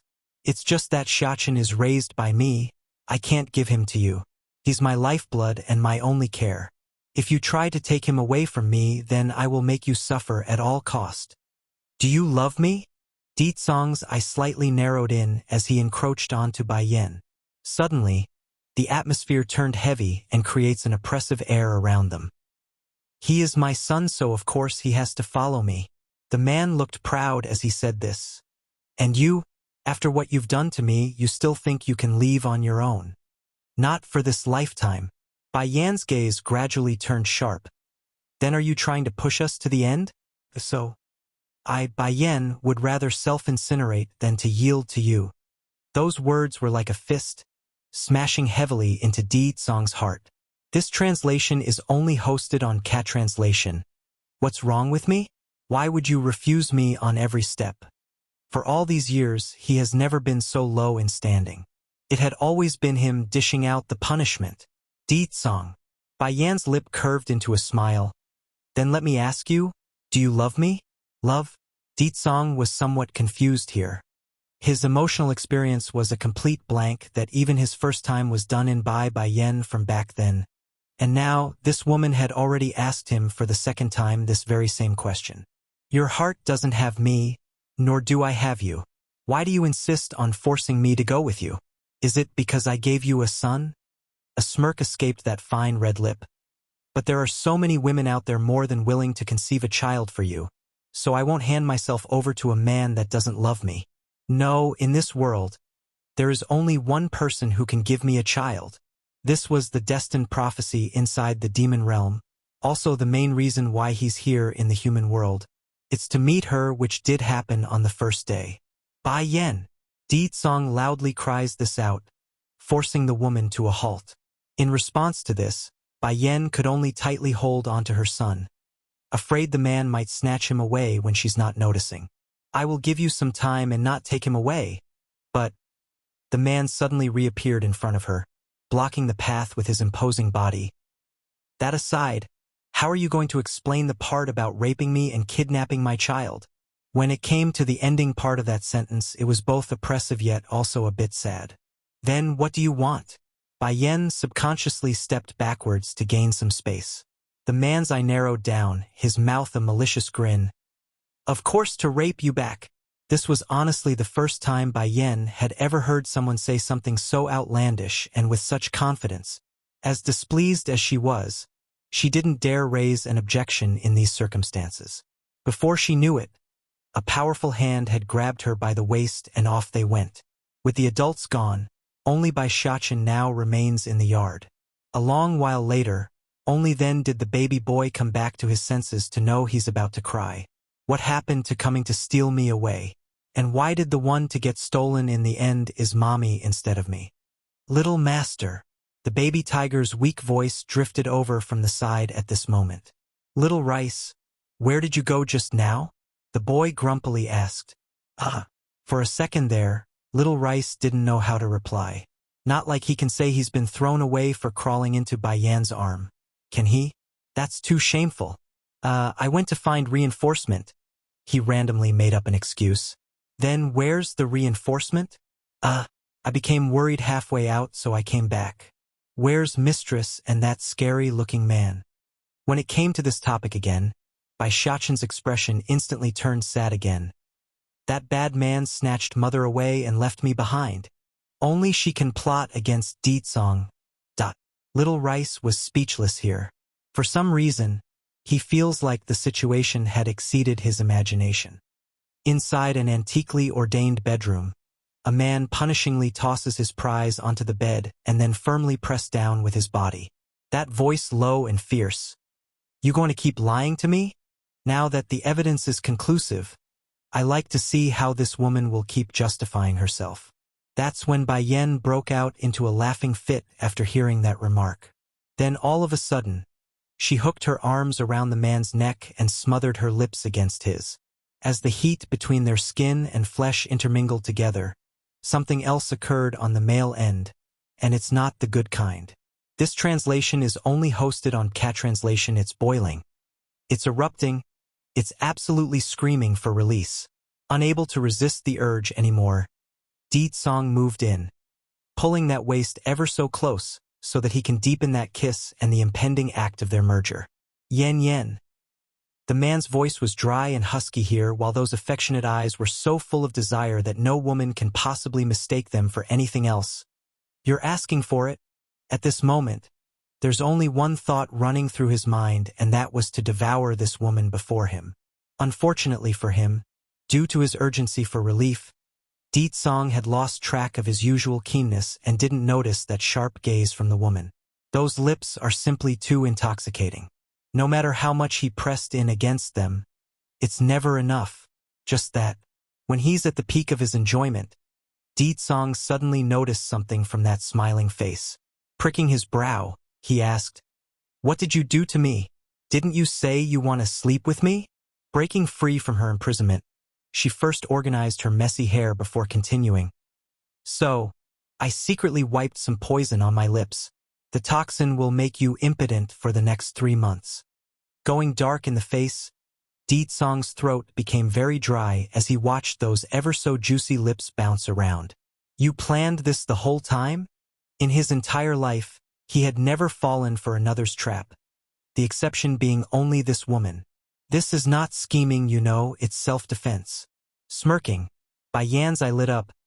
"I'm good at saving people, that's a definite. However, I'm also good at poisoning others too. After the first time you tried to force your way into me that night, I immediately came up with this idea. How is it, the taste of my specially concocted poison?" Deetsong's was already at a very critical stage when they were kissing, but due to the poison, he's getting no reaction down there after the first rise. Bai Yen, gritting his teeth. "You are the first person to ever successfully plot against me. Therefore, I'm going to take back what I said about making you give me 10 sons." Bai Yen pricked her brow after hearing this. This guy is going to give up? Unfortunately, she thought too highly of him. Before the idea could come to an end, the man's angry voice came again. "You need to give me 10 sons and 10 daughters instead. New and old, whatever fault she has, he will get even with this woman all at once." Not minding that unrealistic remark, Bai Yen readily pulls the bed curtains down and used them to cover herself. Due to the transparency of those white coverings, it didn't help much in terms of shielding her body. Rather, it's quite provocative in this case. "Oh, beautiful." Bai Yen deviously raises a smirk. Then, using those evil fingers, she pinched the man on the chin and leaned in against him. "You want to get back at me? Just so you know, it's not that easy, so you best give up." Feeling the woman's temperature again, Deetsong's breathing became heavier to the point his voice sounded rasp and harsh. "Bai Yen, if you keep teasing me, then I won't mind using only my fingers to do the job." Nangongyi's fury, Bai Yen became a bit awkward in her face. Subconsciously, she wanted to cover up her lips, which also drew the little guy's attention. Seeing the small cut again, Bai Xiaqin immediately became furious. "Did that big baddie bite you again?" "It's nothing." She became even more embarrassed and kneeled down to face the boy at an even level. "How can I explain this to my own baby?" Distress could be seen in the young boy's eye. "Is it still hurting? I will blow on it, then it won't hurt anymore." Using that tiny body of his, Bai Xiaqin tries to raise his body height by tiptoeing his feet. Then with that soft cuddly hand, he begins to gently stroke that cut while also blowing at it. Xiaqin, pulling the baby boy into her embrace, She changed her tone to a whispering one. Do you want to meet your grandfather? This translation is only hosted on Cat Translation, lighting up in the eye. The boy turned excited. Can I? You've already been discovered by Deetsong now. No reason to keep hiding at this point. What's more? Her voice paused for a moment. Considering his personality, I doubt he will let anyone bully you. Watching this from the side, little Rice couldn't resist rolling his tiger eyes at the remark. Bullying this little ancestor? More like the other way around. When did anyone ever get to bully him? Mother, I love you. Printing that soft, tiny lip onto his mother's face, Bai Xiachen made the most innocent and lovely smile a child can make. Mother, my grandfather will like me just like how uncle does. Right? Aha. Making a small nod, she rubs the little guy on the head to give her answer. But there's no need to rush the meeting. I need to first think of a proper way to introduce you to them. Okay. Bai Xiachen gleefully cheered. I'm going to tell uncle this great news. Now I don't have to keep hiding. Looking at the little guy's excited little look, Bai Yen felt a bit guilty and sat inside because she's starting to doubt her decision from before. Maybe it was wrong to keep the boy hidden from the beginning. Have little Rice go with you. She smiled, knowing there won't be any danger that can come to harm so long as the baby tiger was by her son's side. Besides, the people she had arranged for protecting her brother was also there. Crown Prince Manor. Ever since Bai Ruo returned from the palace, her hands been itching from time to time. The feeling was like having tens of thousands of ants crawling on one's body, annoying her to no ends. Boom! Suddenly, a foot slammed the door open. Looking up in astonishment, Bai Ruo can only see her livid-looking husband coming inside. Husband! Getting up quickly, she moves forward to greet the man. Unfortunately for her, due to the man's presence, she can only suppress the urge to scratch her body at this moment. Bai Ruo! Nan Gongyi looked frightfully terrible. Is it you who told my mother to pass on that decree? Surprised by the sudden outburst, she hurried to ask, what happened? You dare ask me what has happened? You know very well what sort of personality Bai Ji has, yet you still had my mother match her to Deetsong? Because of that decree, my father became furious and removed my mother's title as queen. Now she's stuck inside the cold palace and none is allowed to visit her. Clutching his fist heavily, Nan Gongyi's voice was filled with flaming anger. Contrary to the enraged attitude of her husband, Bai Ruo, on the other hand, was rather calm inside. The main reason? She just learned none can meet her mother-in-law inside the cold palace. Husband, how can I possibly persuade mother to do something like that? Biting her lip, she puts on an aggrieved appearance like she's being wronged here. When I went to the palace before, me and mother ended up meeting Bai Yen outside in the garden. She openly claimed the title of crown princess belongs to her and that one day she will certainly take it back. That made mother furious, plus Lord Song is clearly fascinated with my sister, which is why the decree was sent out. Bai Xiachen goes to the Bai house. If anything else, we can sell this kid to another man as their XXXX toy. With that look, at the very least he's worth a Dan pill. Uncle. When Bai Xiachen, baby boy, heard those hollering words from the old granny, he immediately took on a shocked and frightened appearance. This old woman is so scary. She wouldn't be trying to sell me, right? Going soft in his eyes, Bai Xiao brother attempts to calm the boy. Don't worry. She doesn't have anything to do with you, so she has no grounds to try anything like that. Is that true? Wrinkling his cute little nose. But back when I was on the Holy Island, I saw a fox tricking a crow so that it could snatch the food right out of its mouth. The eyes it made is exactly like this woman, tricky and scheming. I'm scared. Old Madame Yu's face didn't look so well right now because she was constantly trying to suppress her urge to lash out at the boy. Don't worry. My tone was a little heavy there. But there's no way I would sell you. In the end you are still our blood. Through much difficulty, the shameless old woman finally manages an awkward smile that even a kid can see through it. Although the old granny went by the surname Yu, she had for many years considered herself a part of the Bai family. Hence the reason why she could say such outlandish lies so smoothly. Moreover, don't you want to see your grandfather? Grandfather? Pinching his small little mouth in displeasure. That bad man wouldn't even get a doctor for my uncle when he's sick. Now this old woman actually wants me to go see him instead? Even if you won't recognize me as your great-grandmother, your grandfather is still your grandfather. That won't change no matter what. Now that you are here in the city, you must go meet him. If not, your mother's reputation will only get worse if the word spreads. The plan here was that she will first trick the foolish boy back into their home. Once that's done, they can do whatever they want afterwards. Little Xiachen. Watching the scheming old woman in front of him, Bai Zhao's expression grew even darker. Let me bring you back to your mother. Contrary to what the young man expected, his nephew didn't follow him when he tried to pull him away, blinking those naive-looking eyes. Okay, I will go see my grandfather. Humph, that old batty bullied mother. So this time I'm going to have a whack at him. Old Madame Yu was quite complacent in her devious smile here, but before she can get cocky over her lies, a series of persuading voices broke out from the onlooking crowd. Little one, you mustn't go with her to the Bai house. She already called you a wild child earlier. If you do, you will definitely suffer at their hands.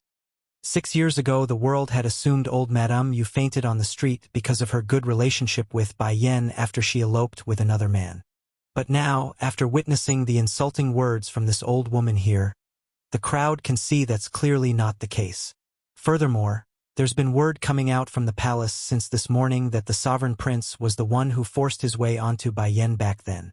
If that's the truth, then the story preached around by the Bai house wouldn't stand anymore. Clearly, there are many details missing from the original story. Dear uncles and aunties, Bai Xiachen politely made a bow to greet the good people. Back when my mother held the banquet at the lawn house, she had already dissolved any relationship she had with the Bai house. However, this old woman keeps on bothering me despite that fact, claiming I will humiliate my mother if I don't go with her. In order to not bring shame to my mother, I can only make a trip back with her to settle this for good. I'm his grandmother inside the private room. A waft of soothing fragrance could be picked up by the nose upon entry. This left Yurong very uncomfortable because she's accustomed to these types of settings. I have a child in my hand that looks very good, even better than those fairy boys from the stories. I can sell him to you. Lady Chu pricked her brow. Doesn't this Bai family only have one grandson? Can't be. She's daring enough to sell a child of the royal family? Madam Bai, as far as I know, there is only one grandchild in your family, and that is the son of Crown Prince Nangong Yi. Don't tell me you are planning to sell the royal grandson to our flower brothel? No. Yurong hurriedly shook her head. I still have another grandson. He is Bai Yan's son. I have here his portrait, so please have a look. After that, she immediately took out the rushed portrait and lay it out in front of the woman. This translation is only hosted on Cat Translation, although Lady Chu continues to keep up her smile while she did so. Those eyes are clearly cold. Madam Bai, I heard that Bai Yan's mother is Lanyue. If that's the case, you technically don't count as her mother, meaning you are not the child's grandmother. Do you even have the right to decide his fate? This woman is real bold. She actually has the audacity to sell mistress's own son? And of all the places they want to sell to, it's the flower brothel? Lady Chu, that's your misunderstanding. Making an assuring smile. Bai Yan's mother died early on, making me her mother now. If I want to sell my own grandson, then that's a matter of course. You can see that face too. The kid is definitely a 1 in 1,000. And if you still aren't satisfied, then you can even take Bai Yan along with him. For them both, I only have one condition. I want to see the head of the flower brothel, or even an elder or guardian will do too. Madam Bai, we have a rule here in the flower brothel. If anyone wishes to sell themselves to us, they must come in person and agree to the terms. Otherwise, we will never accept them. Slowly standing up, Lady Chu's voice became a tad colder than before. So, you can leave now. I will not break the rules for you. Lady Chu, getting up from her seat immediately, Yurong looked very anxious in her eyes. This child is a stubborn one, so unless the flower brothel handles him, someone come, send our customer away. After leaving behind this sentence, Lady Chu swiftly walked out of the private room and out the flower brothel. As soon as she did so, she made sure to keep an extra eye out for her own back to make sure none was tailing her. Determining it's safe, only then did she make her way to a certain old manor in the city. As Lady Fate would have it, she ends up bumping into the one she seeks right outside the gate, which was Hualuo, the head of the flower brothel. Lady Chu pays her greeting to head. She hurriedly made a small curtsy as a form of respect. Finding how rushed her subordinate was in coming over, Hualuo's brow inexplicably curled into a knot. "You came to see me?" "Yes, head. Yurong visited me just now, and she also brought a portrait of the little master." In that second, Hualuo's face instantly went darkly cold. "And then, sell by Shachin to the flower brothel?" Just hearing this was enough to make her laugh from the hearts down. "She asked to see you as payment, but I rejected her offer and came over right away to report this to you." Telling the truth, Lady Chu was still slightly huffing in her voice due to how fast she walked over here. "Don't worry about it. Just keep tabs on that shameless woman like before. If there's any movement, report it to me immediately." With the wisdom of the little master, the Bai family can forget about succeeding against him. Stunned by the instruction, Lady Chu started to grumble with a hint of discontent and sourness in her voice. "Head, when can I stop doing this task? Dealing with that disgusting woman every day will make me go crazy at this rate." Since the day she got close to Yurong as per ordered, the disgusting woman had constantly tried to bridge a link between her Bai family and the flower brothel. After being annoyed more than 5 times a day, she in the end had to make up an excuse and say she's too low standing to achieve such a favor. Only like that did the pesky fly stop having wishful thoughts. "Did I owe you a favor in my past life, mother?" Blinking those babyish eyes. "Is it you who ordered Auntie Chu to go there?" Stunned by the comment, Bai Xiao once again turned his gaze to the woman in question. "Lady Chu is a member of the flower brothel, so why is Shachin using the word order? Little Rice came back before and told me your intent. Therefore I had your Auntie Chu go there to serve as the witness." Bai Yen then slightly wrinkled her brow. "Though you pulled it off beautifully this time, but I won't allow another risky attempt like this in the future. Do you understand me?" Pinching his mouth to one side, Bai Shachin looked a little unhappy. "I only wanted the world to not misunderstand you." This translation is only hosted on Cat Translation, feeling the warmth flowing out from her heart. Bai Yen promptly wrapped the little steam bun up with her whole body to show how much she cared for him. "But," tilting her small little head, Bai Shachin questioningly asked, "But did you also make the Chen family go too?" "Chen family?" Narrowing her eyes, Bai Yen once again recalled that night where she had to flee from this place. What happened? How can the Chen family appear at the critical moment? Is it, all of a sudden, a certain handsome and overbearing face appeared in her mind, leaving Bai Yen in a momentary trance. Is he responsible for that? Must be him. Aside from him, no one in the kingdom can make the Chen family do that when they are also one of the 3 major families here. "Sister." Making a complicated face, Bai Xiao sounded a little worried in his voice. "How did you get acquainted with the flower brothel? What's more, why is the people from that place taking her orders?" Bai Yen knew her brother would surely ask this question. Not hiding it from the boy, she makes a rarely seen cheeky smile. "The flower brothel had been mine since a few years ago. This woman beside me is the head of the place. Her name is called Hualuo." This was like an earth-rumbling explosion, leaving the boy speechless and lost for a proper response. Although the flower brothel can't be called a respectable organization, but its influence was on par with the royal family. Such a powerful entity now belongs to his sister? My sister? Even more importantly, Yurong actually want to sell his nephew to the flower brothel? So, Bai Yen slowly rose from her seat and gracefully walked towards her brother. "Like I said before, even if you don't take the Bai house, I can still take down this country for you. Her promise will never be revoked." Bai Xiao didn't respond to her sister's comment. Looking down at the ground, that handsome face was shrouded in gloom. Then, after a long while of seemingly forever, he looks up again like he's made his decision. "Yours is yours. As a man, It's my duty to hold up the sky. Not to mention, he pauses, then firmly said the rest. The current Bai house only reached its current state thanks to mother. I cannot let her efforts fall into waste. Sister is already strong enough. That means I only need to become stronger to protect her in the future. Sister. Gently hugging his sister, Bai Xiao smiles at her in a reassuring manner. Don't worry about me. I will not be in danger. No matter what happens, I am still the only male in the Bai house. That man will not be too excessive with me. Seeing her brother being so insistent, Bai Yan can only relent and let the boy do as he wishes. Besides, she already stationed her people around to protect him in secret. There's nothing to worry about. If you need anything, then you must come find me. Patting the boy's shoulder, she sounded demanding. Xiao, you are my one and only brother. Remember that. Happily nodding at her sister's attitude, Bai Xiao smiled back. Sister, I feel like I must have owed you a favor in my past life. That's why we are siblings in this life. It's so that I can thank you in the future and be by your side. Sister, I'm sorry I didn't believe in you back then and even blamed you for leaving.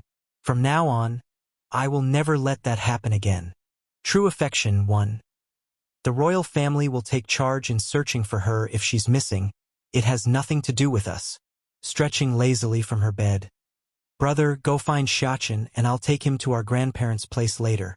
The incident from last night will surely raise the awareness of the Lan family, so explaining her son's existence wouldn't be difficult.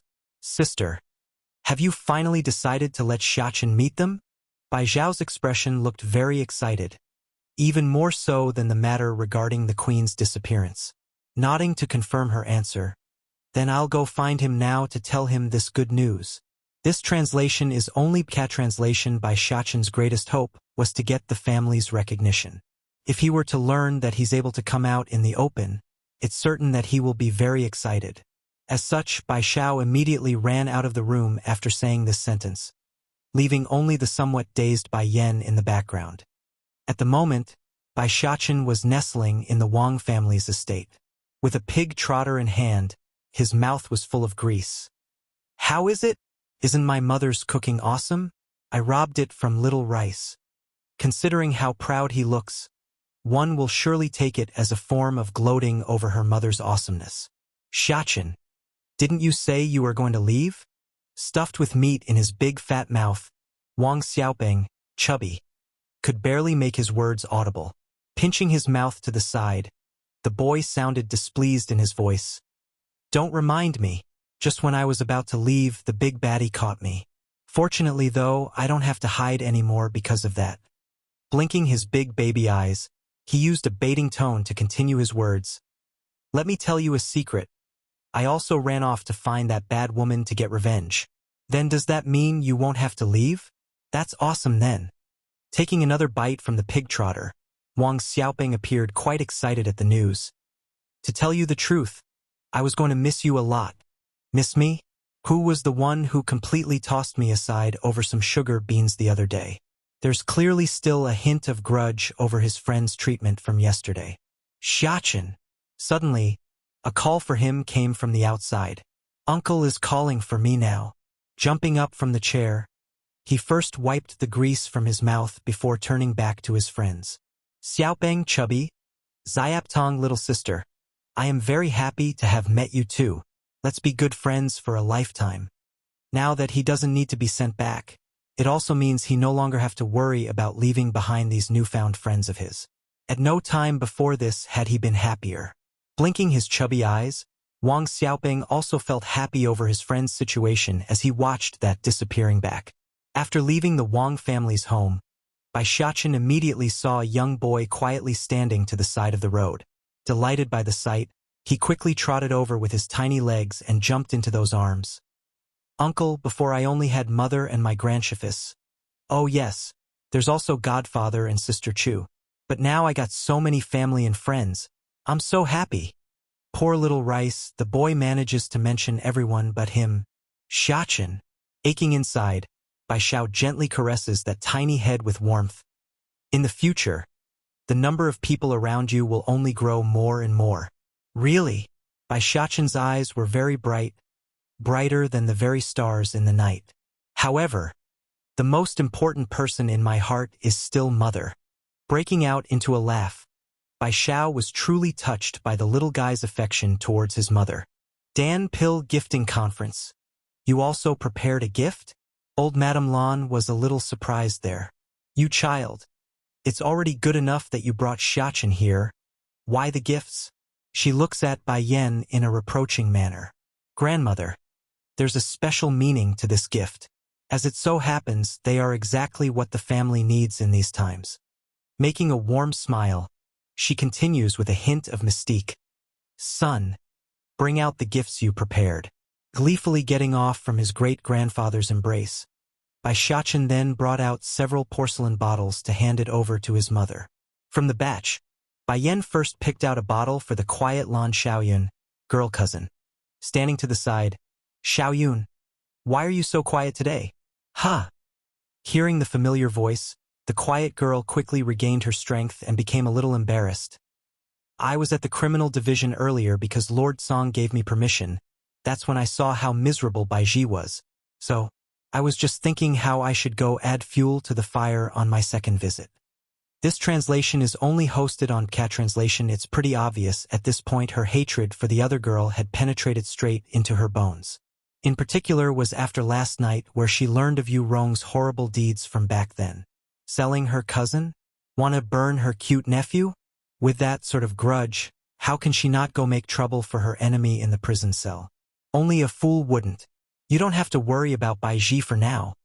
Bai Yan then hands the selected bottle to her younger cousin. This here is a second-grade genuine spiritual pill. I can see your cultivation is already at the peak of the yellow rank. With it, you are sure to break through your bottleneck. Troubled in the face, Lan Xiaoyun sounded hesitant in her voice. This is Dan Pill? It's for me? In recent days, the girl had indeed reached a bottleneck in her cultivation. Hence the reason why old Lord Lan was planning to purchase a Dan Pill for her breakthrough in the coming days. However, he didn't expect Bai Yan to deliver it in such a timely manner. Bai Yan ignored her cousin's surprised look. Instead, she shifted her gaze over to her big cousins Lan Xiaoling, biggest, and Lan Xiaoyan, second cousins.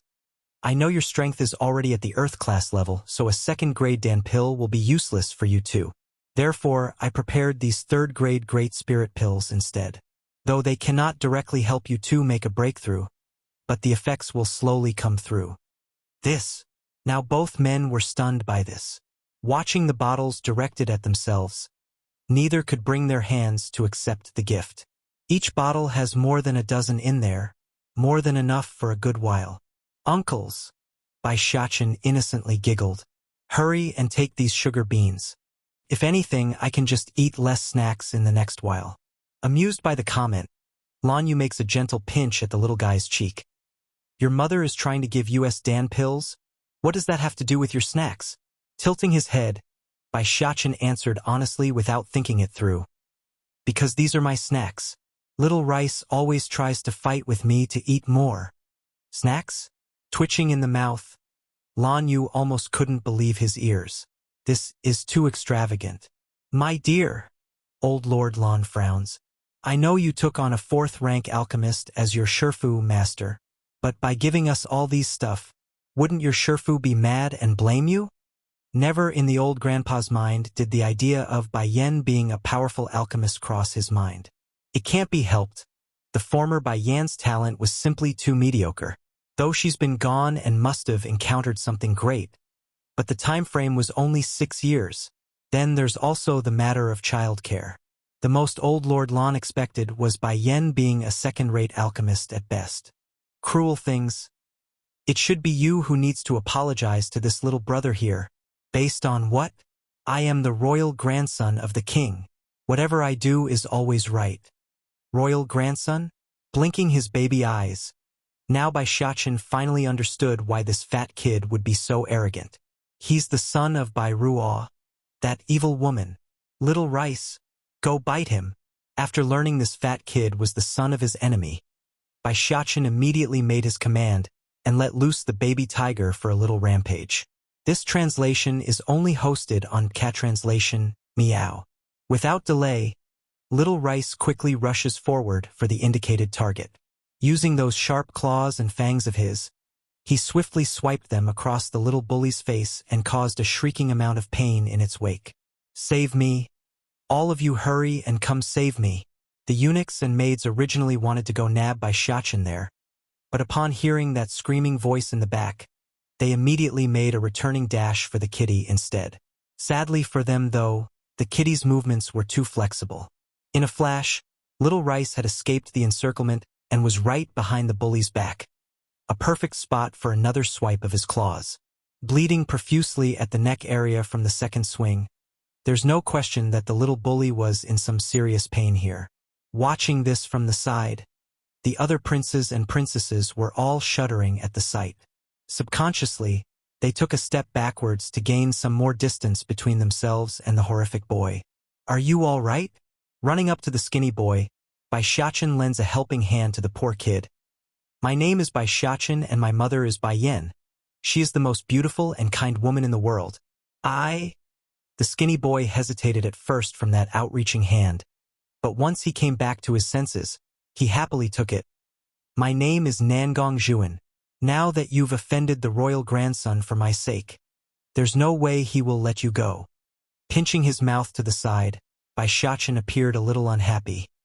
"So what if he's the royal grandson? I'm not afraid of him.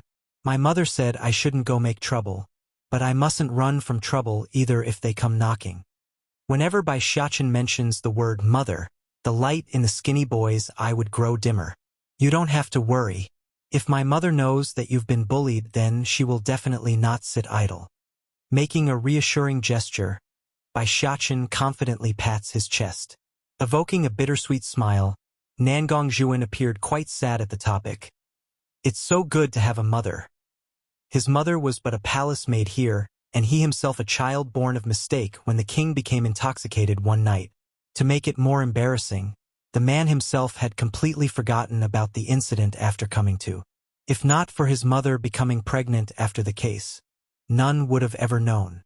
Though his mother had managed to give birth to himself through much difficulty. But in the end, a place like the palace wasn't one for a person without backing. Eventually, his mother perished under the continuous grind of life here, leaving him all alone to suffer in this world. "Nangong Zhuan, from now on my mother is your mother." Bai Shachin grabs at the boy's wrist. "Come with me. I will take you to see my mother."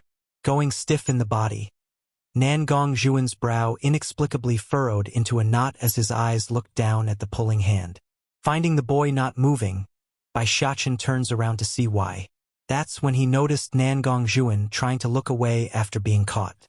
Wrinkling his lovely face at the strange behavior, he swiftly raised the skinny boy's sleeve to investigate. Though Bai Shachin had prepared himself for the worst here, but that sight was still shocking beyond his belief. That skinny arm from the wrist up was in complete tatters. There's not a single patch of skin still intact. Bruises of all kind, green, purple, and scars of burn and knife marks. Just watching it would make one ache in the heart. Very uncomfortable inside, Bai Shachin was seriously wondering who could do such a cruel thing. To an 8-year-old child, no less. If an arm is already like this, then what about that body? Wouldn't there be even more injuries underneath that linen robe?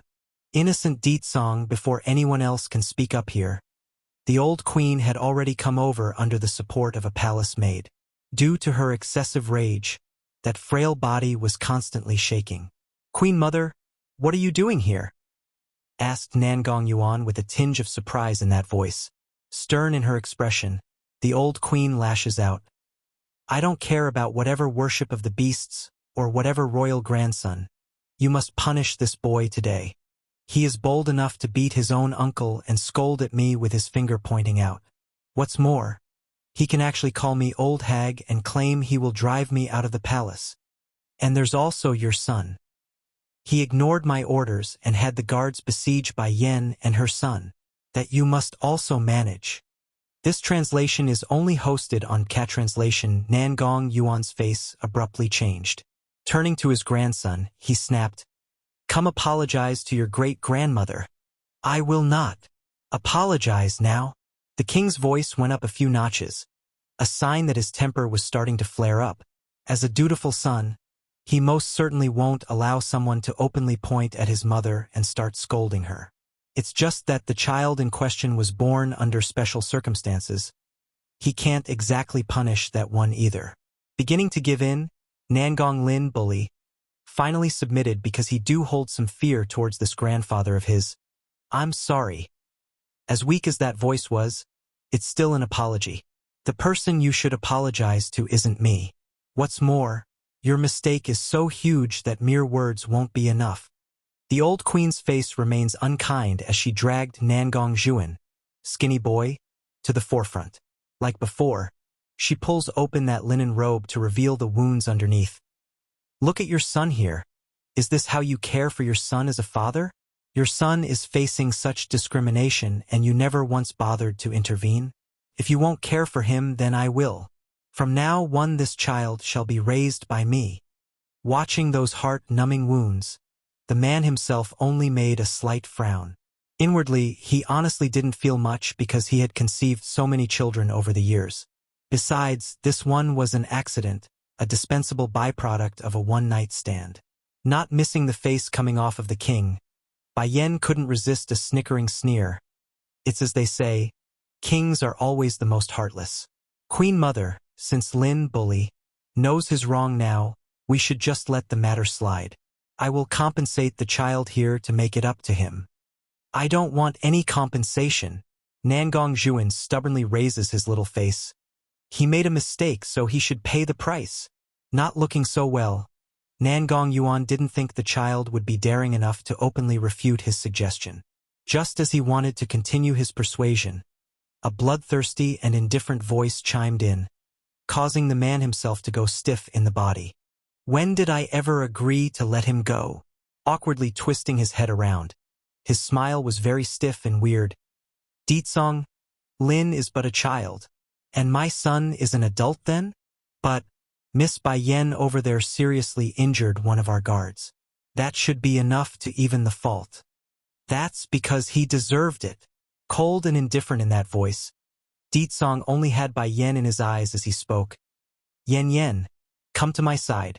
Today I like to see who will dare touch my wife and child. Doing as told, she slowly walked up to the man's side and whispered into that ear. You know you didn't have to come. I could have handled it. And what does that matter to me? She can deal with it is her business. Me wanting to protect her and my child is my business. Lagging there for a second, Bai Yen found herself choking for a proper response. Arg!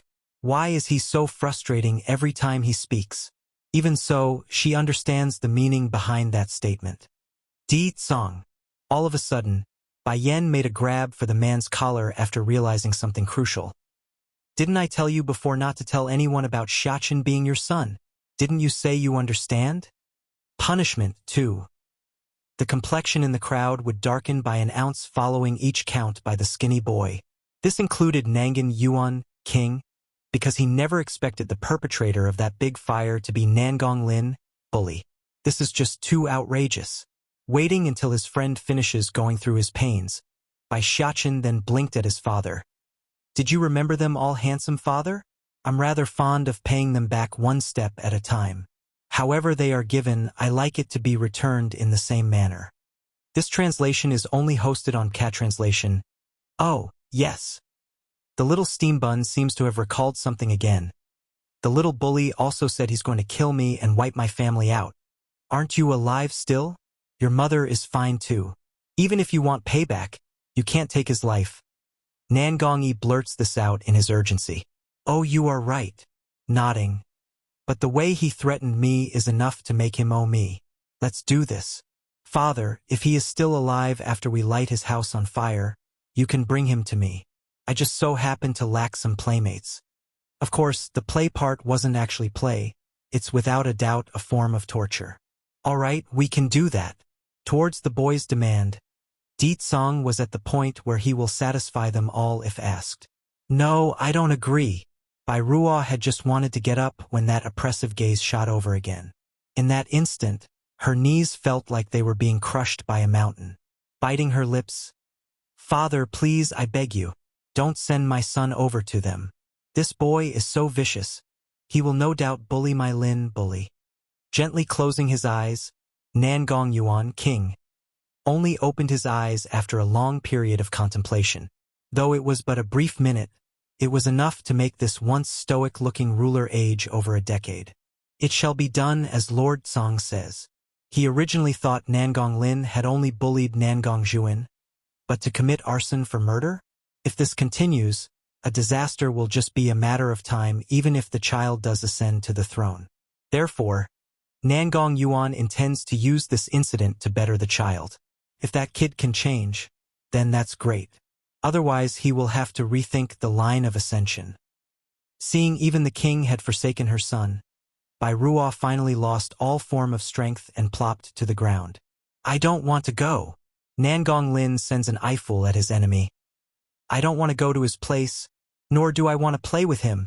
It's pretty obvious here that the fatty had mistook that term for its literal meaning. In reality, the only one that's being played was him. Handsome father. Blinking with those lovely eyes, Bai Shachen doesn't appear to be satisfied yet. The matter with him may be solved, but there's still Bai Ruo and her husband. Turning green upon being placed in the spotlight, Nangong Yi, crown prince, subconsciously turns to his father. Sadly for him though, he only got the cold shoulder here. Even until now, the prince still doesn't under why his father would be so fearful of Ditsong. Is the man that scary that he can do whatever he pleases? You can decide their fate. Sweeping his sight across the two in question, Ditsong then turns back to face the miniature version of himself. Tilting his little head like he's in a dilemma, I can't think of a punishment severe enough for them. Why don't we just give them 100 rods in the butt? We can have my mother's big cousin do it. From the moment Nangong Yi heard that outlandish statement, he nearly puked blood. 100 rods? And to let Lan Shaoling perform the deed? Chu Yi won. Pricking up his mouth, the little steam bun replies, the baddie is so fierce, I don't want him. Inside Bai Shachen's little heart, only those who are gentle and kind can be good to his mother. But, tilting his head, out of consideration for his help today, I will admit his status as baddie father even if I'm a bit reluctant. Only baddie father. Let's go then. Holding those baby hands, Bai Yen led the way with a brilliant smile. Everyone should be waiting for us at the Lan residence. We should go home now. Go home. That comment causes the boy to blink with astonishment. Because aside from their home at the Holy Island, they now have a home here too. Mother, do you like baddie father? Bai Shachen asks with great difficulty. If his mother likes the man, then he will too. Though not fully willing, but he will still do that for his mother's sake. Pausing, Bai Yen halted in her steps as the image of Ditsong's arrogant face comes to mind. I don't mind nor do I hate him. She shakes her head in the end after a brief contemplation. That's right, that's all there is. That's so. Bai Shachen may be still ignorant about things like love, but there's a nagging notion that's been bothering him up to this point. It's the way his mother treats everyone else compared to his father. She didn't directly refuse like how she did with his godfather back at the Holy Land. Just when Bai Shachen was still thinking about all these unnecessary things, Bai Yen had come knocking down with her fist at the baby's head. Quit thinking about all these unrelated matters. Regardless of your godfather or that man, I won't accept either of them. Unlike some woman out there, Bai Yen wasn't the type to give herself out so easily. This was especially true when she still hasn't thoroughly understood the other side yet. How sad. I'm a child without a father. Making an aggrieved face, the little steam bun covers his head like he's still hurt, thus forcing his mother to rub it for comfort. As long as Ditsong doesn't try to take you away, then you can always go find him, she declares. As a mother, Bai Yen understands that keeping a child from their father can be a cruel thing to do. Therefore she will allow them to meet. But that's all. She will never allow her son to be taken away without her permission. In response to her mother's remark, Bai Shachen only uttered a small affirming cry. In truth, he didn't care much about his father, he only wants a sister. That's all. Once the pair arrives at home, old Madame Lan was the first to come greet them.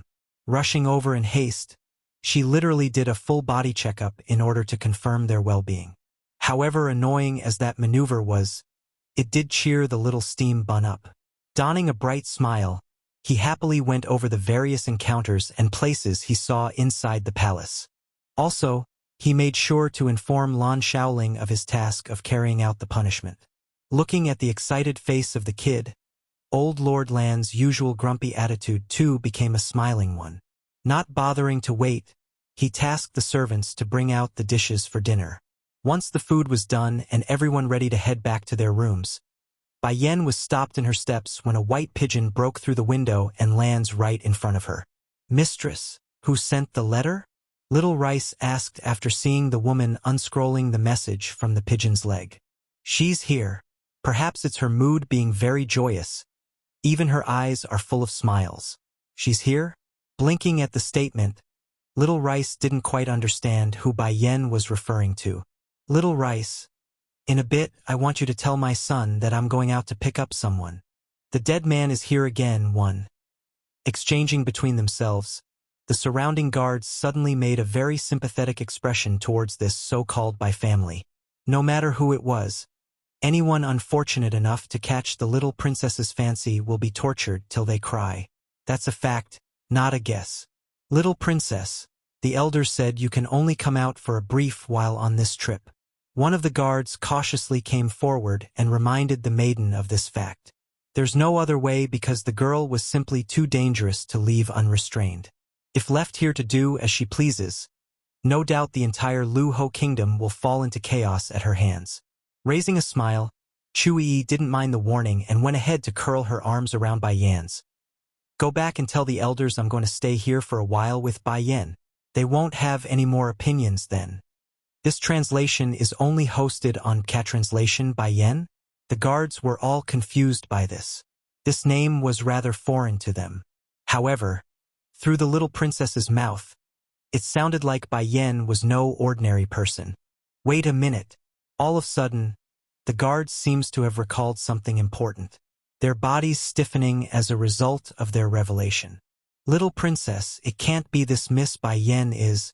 Before the guards could finish their words, Chi had already turned around to warn them with her stare. "If you say anything more to reveal Bai Yan's presence, then don't blame me for not warning you. The elders will definitely not let you people live afterwards." Gasping with an intense fright, the guards were in utter shock as they inhaled deeply. "Little princess, is she really the one from the Holy Island?" According to what they know, several years ago the elders had taken in a genius disciple.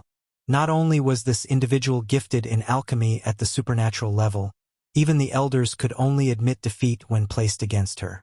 What's more, it's even said that the Lord of the Holy Land was very fond of the woman and had forbid the other disciples from entering the Holy Island, all for the sake of keeping the peace in that place. And now, that very same person was now standing in front of them. That very person. Extremely excited in their expressions, the guards would honestly rush home this instant just so they can gloat to their friends. Of course, there's no way they can do that under the threat here. "Let's go then." Pulling Chu Yi's hand, Bai Yen led the girl out of the forested R and towards the city gate. Along the way, Chu Yi appears to be excited along every inch of the way, like she's extremely curious about the things in the outside world. "Yi, I'm gonna first send you to the old manor for now. Don't make trouble while I'm not around. Okay?" Knowing the girl's personality, Bai Yen didn't forget to give a final warning. Unlike her son, who will mostly only retaliate when provoked first, Chu Yi was on a whole different scale in comparison. If the person so much as didn't fit her liking, the girl will seriously go pummel them just for the heck of it without reason. "I know, you don't need to keep reminding me, you know." Puckering her lips in a disapproving manner, Chui clearly didn't pay any heed to the warning based on how excitedly flushed her cheeks were. Knowing exactly what's going on in the girl's mind, Bai Yen was seriously doubting her decision of letting the Chu Yi stay. "We're here." Once at the entrance to the old manor, a shocking cry suddenly interrupted their focus from the back. "Bai Yen, why are you here?" This voice clearly carried a sense of surprise in there, thus causing Bai Yen to halt in her steps. Slightly swinging her head around, she faces the middle-aged man before her with those unemotional eyes. "Do you have an issue with me being here?" A bit embarrassed by the question, Bai Zhengxiang's awkwardly replied, I came here to meet the people from the flower brothel. Alright, why are you able to go in? Originally, the man wanted to explain himself some more, but a realization suddenly dawned on him. Can it be Bai Yen is related to the flower brothel? If so, I can use this and get a connection with those inside. The dead man is here again, too. It didn't take much for Bai Yen to see through to the man's intent. Sneering in her mouth. You want to use me to build a connection with the flower brothel, aren't you? Let me state this clearly first. I don't hold any weight with them, so lose the idea. Wait! Seeing his daughter about to leave, Bai Zhengxiang hurriedly called out, Daughter, I know I've wronged you. Can you forgive me? Unemotional in her eyes, Bai Yan's gaze was no different from someone looking at a stranger. I heard you, and I much prefer it that you don't come looking for me again. Turning anxious in his expression. I have something else I need to ask of you. Ditsong is so fond of you now. Can you ask him to release your sister Ji? This translation is only hosted on Cat Translation, laughing at the request. There's no happiness or kindness, only a biting cold in the girl's voice. Sister? So even she knows how to come seek my help when in need? Then how about back then, when I was starving in the winter cold? Did she ever thought about giving me some food? I still remember what Rong Yu said to me back then. She said I never contributed to the Bai house, so I didn't deserve anything. She would rather feed it to the dogs than to feed me. So, my brother and I would often have to make do with no more than half a bowl of rice in a day. I was scared and hungry. With nowhere else to turn to, I ran to seek your help. And guess what you did? You yelled at me and directly kicked me out of the study room and called me ungrateful and a liar. And now, this man wants to talk family bonds? Ha! As if the world would have such a good thing going around. Left with no way to rebuke, Bai Zhengxiang became weak in his voice. Daughter, I know I didn't do a good job, but please, help your sister. Consider it me apologizing here today. Since you know you have wronged me, then why are you asking me to plead for you? Do you know the crime of impersonating a royal family member? It's the death sentence. The fact that Ditsong didn't outright kill her is already a great act of mercy. Now she only needs to suffer a bit of pain and you still want less? Daughter? With pain in his eyes. How can she bear that sort of pain when she's been protected throughout her life? I know if you just go ask Ditsong, then surely he will do as you say. And, even if I and you Rong have wronged you, Ji is still your younger sister. She is innocent. I hope you can forgive them and not hold a grudge. My daughter is kind and gentle, so as a father, how can I idly watch and do nothing? No matter what, I will rescue Ji from the prison. Sneering derisively. And what does that have to do with me? What's more, this time she's here to topple the entire Bai family. Once she's done investigating the truth, then nothing will get in her way. Bai Yen, you scram. Like a thundering boom, the word scram reverberated across the man's heart. With disbelief in his eyes, Bai Zhengxiang simply couldn't believe such a thing could come out of this daughter of his. She told you to scram? Did you not hear it? Looking at the man in a condescending manner, Chui takes on a superior position with her pose. I have never seen such a shameless person before. Bai Yen, I say you should cut off all ties with him this instant and become my father's daughter instead. As soon as this topic came up of her own accord, Chui would feel a bit wronged inside. She herself was the true daughter of her father. Yet the old man would always lecture her about not being good enough. To add insult to the wound, her own father had even given away the Holy Island. Fortunately, the person was Bai Yen, so she didn't mind it otherwise.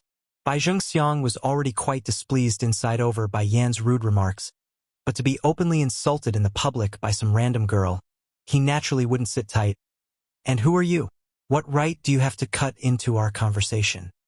The dead man is here again. 3. Chui's body was trembling with anger.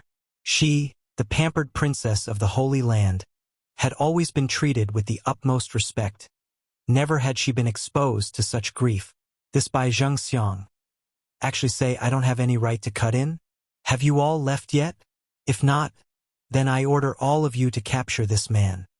Exactly when Chui blurts her command out, The guards that's part of her entourage immediately came out of hiding. Despite their silence, those faces clearly had an awkward expression to them. Although they knew that with Bai Yan here, the princess will surely not be in any danger. However, that doesn't excuse them from returning to the Holy Land on their own. But to be discovered by the little princess so easily. Bai Zhengxiang was full of anger in his eyes. Just when he wanted to yell out, two of the men in white quickly stepped forward and locked his arms from both sides. Under the shackling gesture, Bai Zhengxiang was horrified in the next instant when he wanted to free himself. It appears his power had been sealed. Bai Yan, you won't get mad at me for teaching your father a lesson, right? Blinking her innocent yet devilish eyes, Chui asked with worry in her tone, pricking her brow. He has nothing to do with me. As long as you don't kill him, then it's all fine with me. If her friend here intends to use her entourage, then she might as well sit back and watch instead of making a move herself. Great! Happily clapping her hands together like an excited child, the young maiden then points to another one of her protectors. You two start slapping him. Yes, little princess. Princess? Bai Zhengxiang widened his eyes in shock. Is this girl a princess of some kingdom? This time I really am careless. To think I would bump heads with a princess. Pa! Without hesitation, the guard sends a direct slap across the man's face. As a result of the intense force, that mouth quickly began seeping blood from the corner. Despite the anger boiling up inside, Bai Zhengxiang didn't dare direct it at the young maiden. Instead, it was directed at Bai Yan. And here I was feeling guilty about this girl. I should have strangled her when she was born. Then none of this would have ever occurred. Bai Yan, I am your father. You having other people hit me is a sin, a big sin. The heavens will punish you for this. There's a seniority to things. Regardless of the mistake the elders make, the younger generation has no right to take revenge. For people like Bai Yan who would hit their own father, only misfortune awaits. Well, that's the sort of logic running through the man's head anyways. Whether it's right or wrong, that's definitely up for debate. And so what if Ji likes Lord Song? What's wrong with that? You are the elder sister, so it's only right that you yield to your younger sister. Pa. Afraid the man might say more infuriating words, the guard responsible for the punishment hastened his slaps and attacked from both left and right. No different from a machine gun with his hands, Bai Zhengxiang's outcome for his dirty mouth was a bruised pig face, thus forcing him to shut up completely. Step aside. Dark in her expression, Bai Yan coldly orders. Slightly stunned by the command, the white guards only took a second to do as told.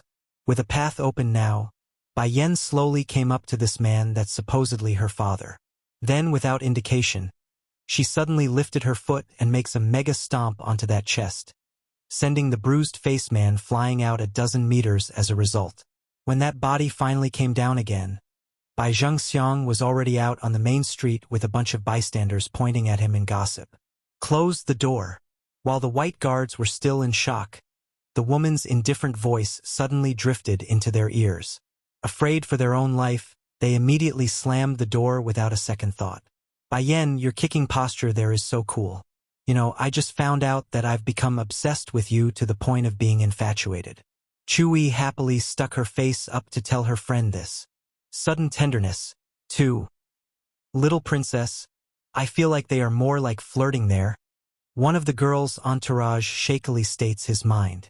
Turning around to glare at the person, Chui grumpily rebukes the claim. Have you ever seen someone say they will lop off your hands when flirting? Don't forget, all of you are part of the Holy Land. If you are going to support someone, it has to be my brother. I don't care. Go prepare the paper and inks for me. I'm going to write a letter to my brother and warn him. Although Bai Yan had warned her not to divulge the situation to anyone, but things are getting too serious. Huh? But the young lord is currently in closed-door training. One of the guards timidly reminded the girl. Annoyed by the constant irritation, Chui directly sends a slap onto the unlucky guy's head. Xiachen has been discovered and my future sister-in-law is about to be stolen. What the heck is he still training for? Scared to the point of not daring to talk back, the guards knew the girl cannot be stopped once she's decided on something. Unfortunately, they seems to have forgotten one crucial fact. Unless the man in question decides to come out of his own volition, the letter won't be able to reach him. Considering Chu Yi's IQ, there's no way the girl would think of this flaw in her plan. As such, when Qi Fengyi finally got the chance to read the message, things were already too late. In the backyard where the fake mountain stood, Bai Yan was currently having a tough time dealing with a certain persistent man that just won't go away. I've already allowed Xiachen to admit your status as his father. Why do you keep coming to find me? Snickering a laugh, Di Song sounded very devious in the way he talked. You raped me. For that, our relationship will forever be tied together in this life. Steaming to the point where she didn't know how to reply, Bai Yan could only take it because it's as the man said. Back then it was she who raped him. Bai Yan, our son can only have me as his father, and you can only have me as your man. Closing in, Di Song overbearingly pinches that delicate chin so it can't escape. I already promised you that I won't take our son away. For that, you must become my wife. Also, the part about having one partner for a lifetime, I can give you that too. One partner for a lifetime, I can give you that too. Despite shaking in her fingers, Bai Yan's expression didn't change in the least, like the proud statement didn't affect her. Seeing this, Di Song loosened his hand and said, It's fine if you don't accept me now. I can give you time. However, until then, I will continue to make you pay for your debt. Raising her head, Bai Yan was just about to say something again when the man's lip came pressing down without her permission. Then, in order to not let her escape, Di Song's arms quickly wrapped itself around her waist and back, forcing those sizable mounds to meet his body. The kiss was very long and deep, so long that Bai Yan had to forcefully bite that tongue before it would relent. My dear Yan Yan, your lips are magical, you know that. I'm truly entranced by them that I can't even hold back anymore. Scram! Livid with anger, Bai Yan shouts this aloud. Did the man come here just to kiss me? Unlike his previous meetings, Di Song was surprisingly good this time. Using his fingers to comb through those long black hair, he then gently left a gentle kiss on her forehead. You still owe me 6 kisses. Be good and wait for me to collect the rest. Shuddering at the gesture, Bai Yan was pretty much accustomed to being forced at this point. But to be treated so gently, this was definitely a first for her. Just as she wanted to speak out again, Di Song's figure was already gone, leaving nothing behind but the cool breeze of the night. Sudden tenderness. 3. By the time Bai Yan returned to the front yard, there were already 3 familiar figures waiting there. It was Lan Xiaoyun, Chu Yi, and her son. Naturally, Bai Xiachen would be the first to notice her arrival. But just as the little steam bun wanted to call out, he was stopped by a gesture from Bai Yan. You just don't know how dastardly hateful that Bai Ji is. Not only does she often bully my cousin, she even dared to pretend to be Lord Song's fiancé. Fortunately, Lord Song didn't like her and locked her away. Puffing in her cheeks, Lan Xiaoyun would still gnash her teeth in anger at the mention. Like her newfound acquaintance, Chu Yi also gnashed her teeth at the topic, but not at Bai Ji though. Rather, it's at Di Song's enchanting face. I've met him before, that Lord Song. He's indeed extremely handsome, but I don't like him. Why don't you like Lord Song? Blinking her eyes, Lan Xiaoyun couldn't quite understand where the hate was coming from because there are too many girls eyeing Di Song in the kingdom. Puckering her mouth in discontent, Chu Yi explains. The guy is so bad and he wants to chop off Bai Yan's hands. But, in this world, only Lord Song can match my cousin. Who said that? Although my older brother isn't as handsomely seductive as Lord Song, but his character is many times better. Plus, Xiachen already promised me before that he will help my brother pursue Bai Yan. Jumping up urgently, Chu Yi turns to lift the little steam bun up in front of herself like a little puppy. Xiachen, you will help me, right? Not answering immediately, he first looked at Chu Yi, then back at the woman behind her. My mother is right behind you. I think you should ask her yourself instead. Stiffening up at the statement. I was only joking. Raising a smirk, Bai Yan somehow became frightfully intimidating despite not trying to do so. So you're not going to be your brother's supporter anymore? Embarrassed by the fact that she's been pointed out, Chui wittingly pulls the topic away with a puppy face and a quick embrace at Bai Yan's waist. Sister Yan, I know I'm wrong, so please don't send me away. I promise I won't try to persuade you into marrying my brother. Not getting the reception like she wanted, Chui Yi's look became increasingly miserable.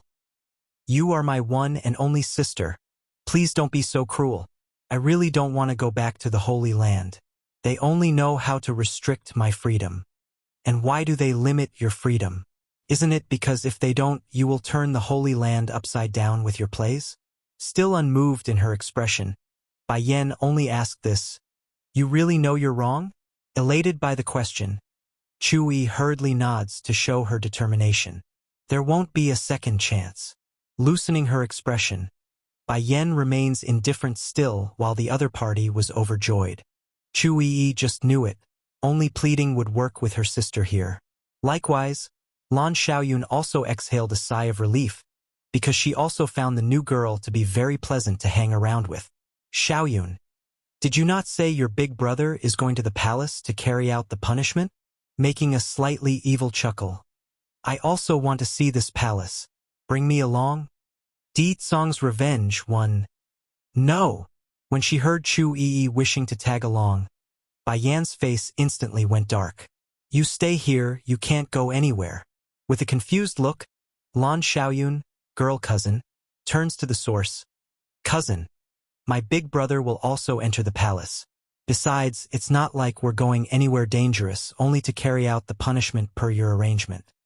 I'm not afraid of her being in danger. I'm afraid of others being in danger. It's impossible for Chu Yi to be in danger, only others when in her presence. That's a fact, not a guess or assumption. Sister Yan, pitiful in her eyes, I promise I won't cause any trouble, so please? This translation is only hosted on Cat Translation. Suspicious in her look, Bai Yan carefully asked, Would you light the entire palace on fire? Burn the entire palace? Twitching in the mouth, Lan Xiaoyun almost couldn't keep her laughter in. Isn't she being a bit exaggerated there? How could a single girl burn the entire palace?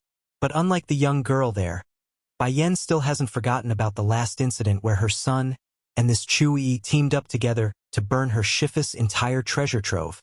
Since then, Bai Yan had inexplicitly forbade Bai Shachin from colluding with her ever again. I swear to the heaven that I won't burn the whole palace down. Raising 3 of her fingers, Qi didn't hesitate to make a vow. Good thing she did too because it worked. Xiaoyun, you take her then. Remember to watch over her though and keep her in your sight at all times. Finally loosening herself, Bai Yan relents in the end. Elated, Lan Xiaoyun confidently takes the helm. Don't worry, cousin. I will definitely bring Yi back safely. With the assurance, Bai Yan can finally stop worrying so much and not say more. Giving herself a quick stretch, she then lazily marched towards the back again.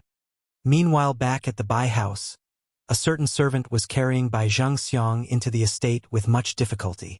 Husband, who turned you into this horrible state?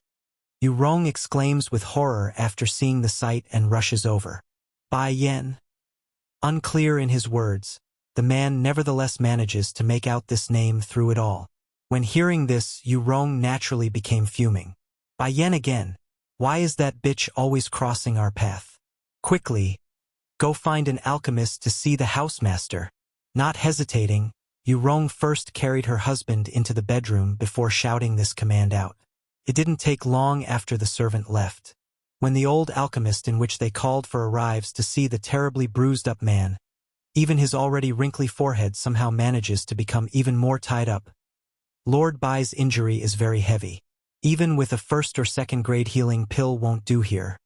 Master, please cure my husband. Yu Rong painfully bites her lip. Alchemists had always been arrogant and prideful in their demeanor.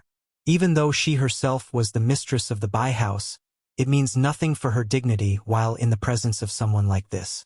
Combing through his long white beard, the old man confidently spoke.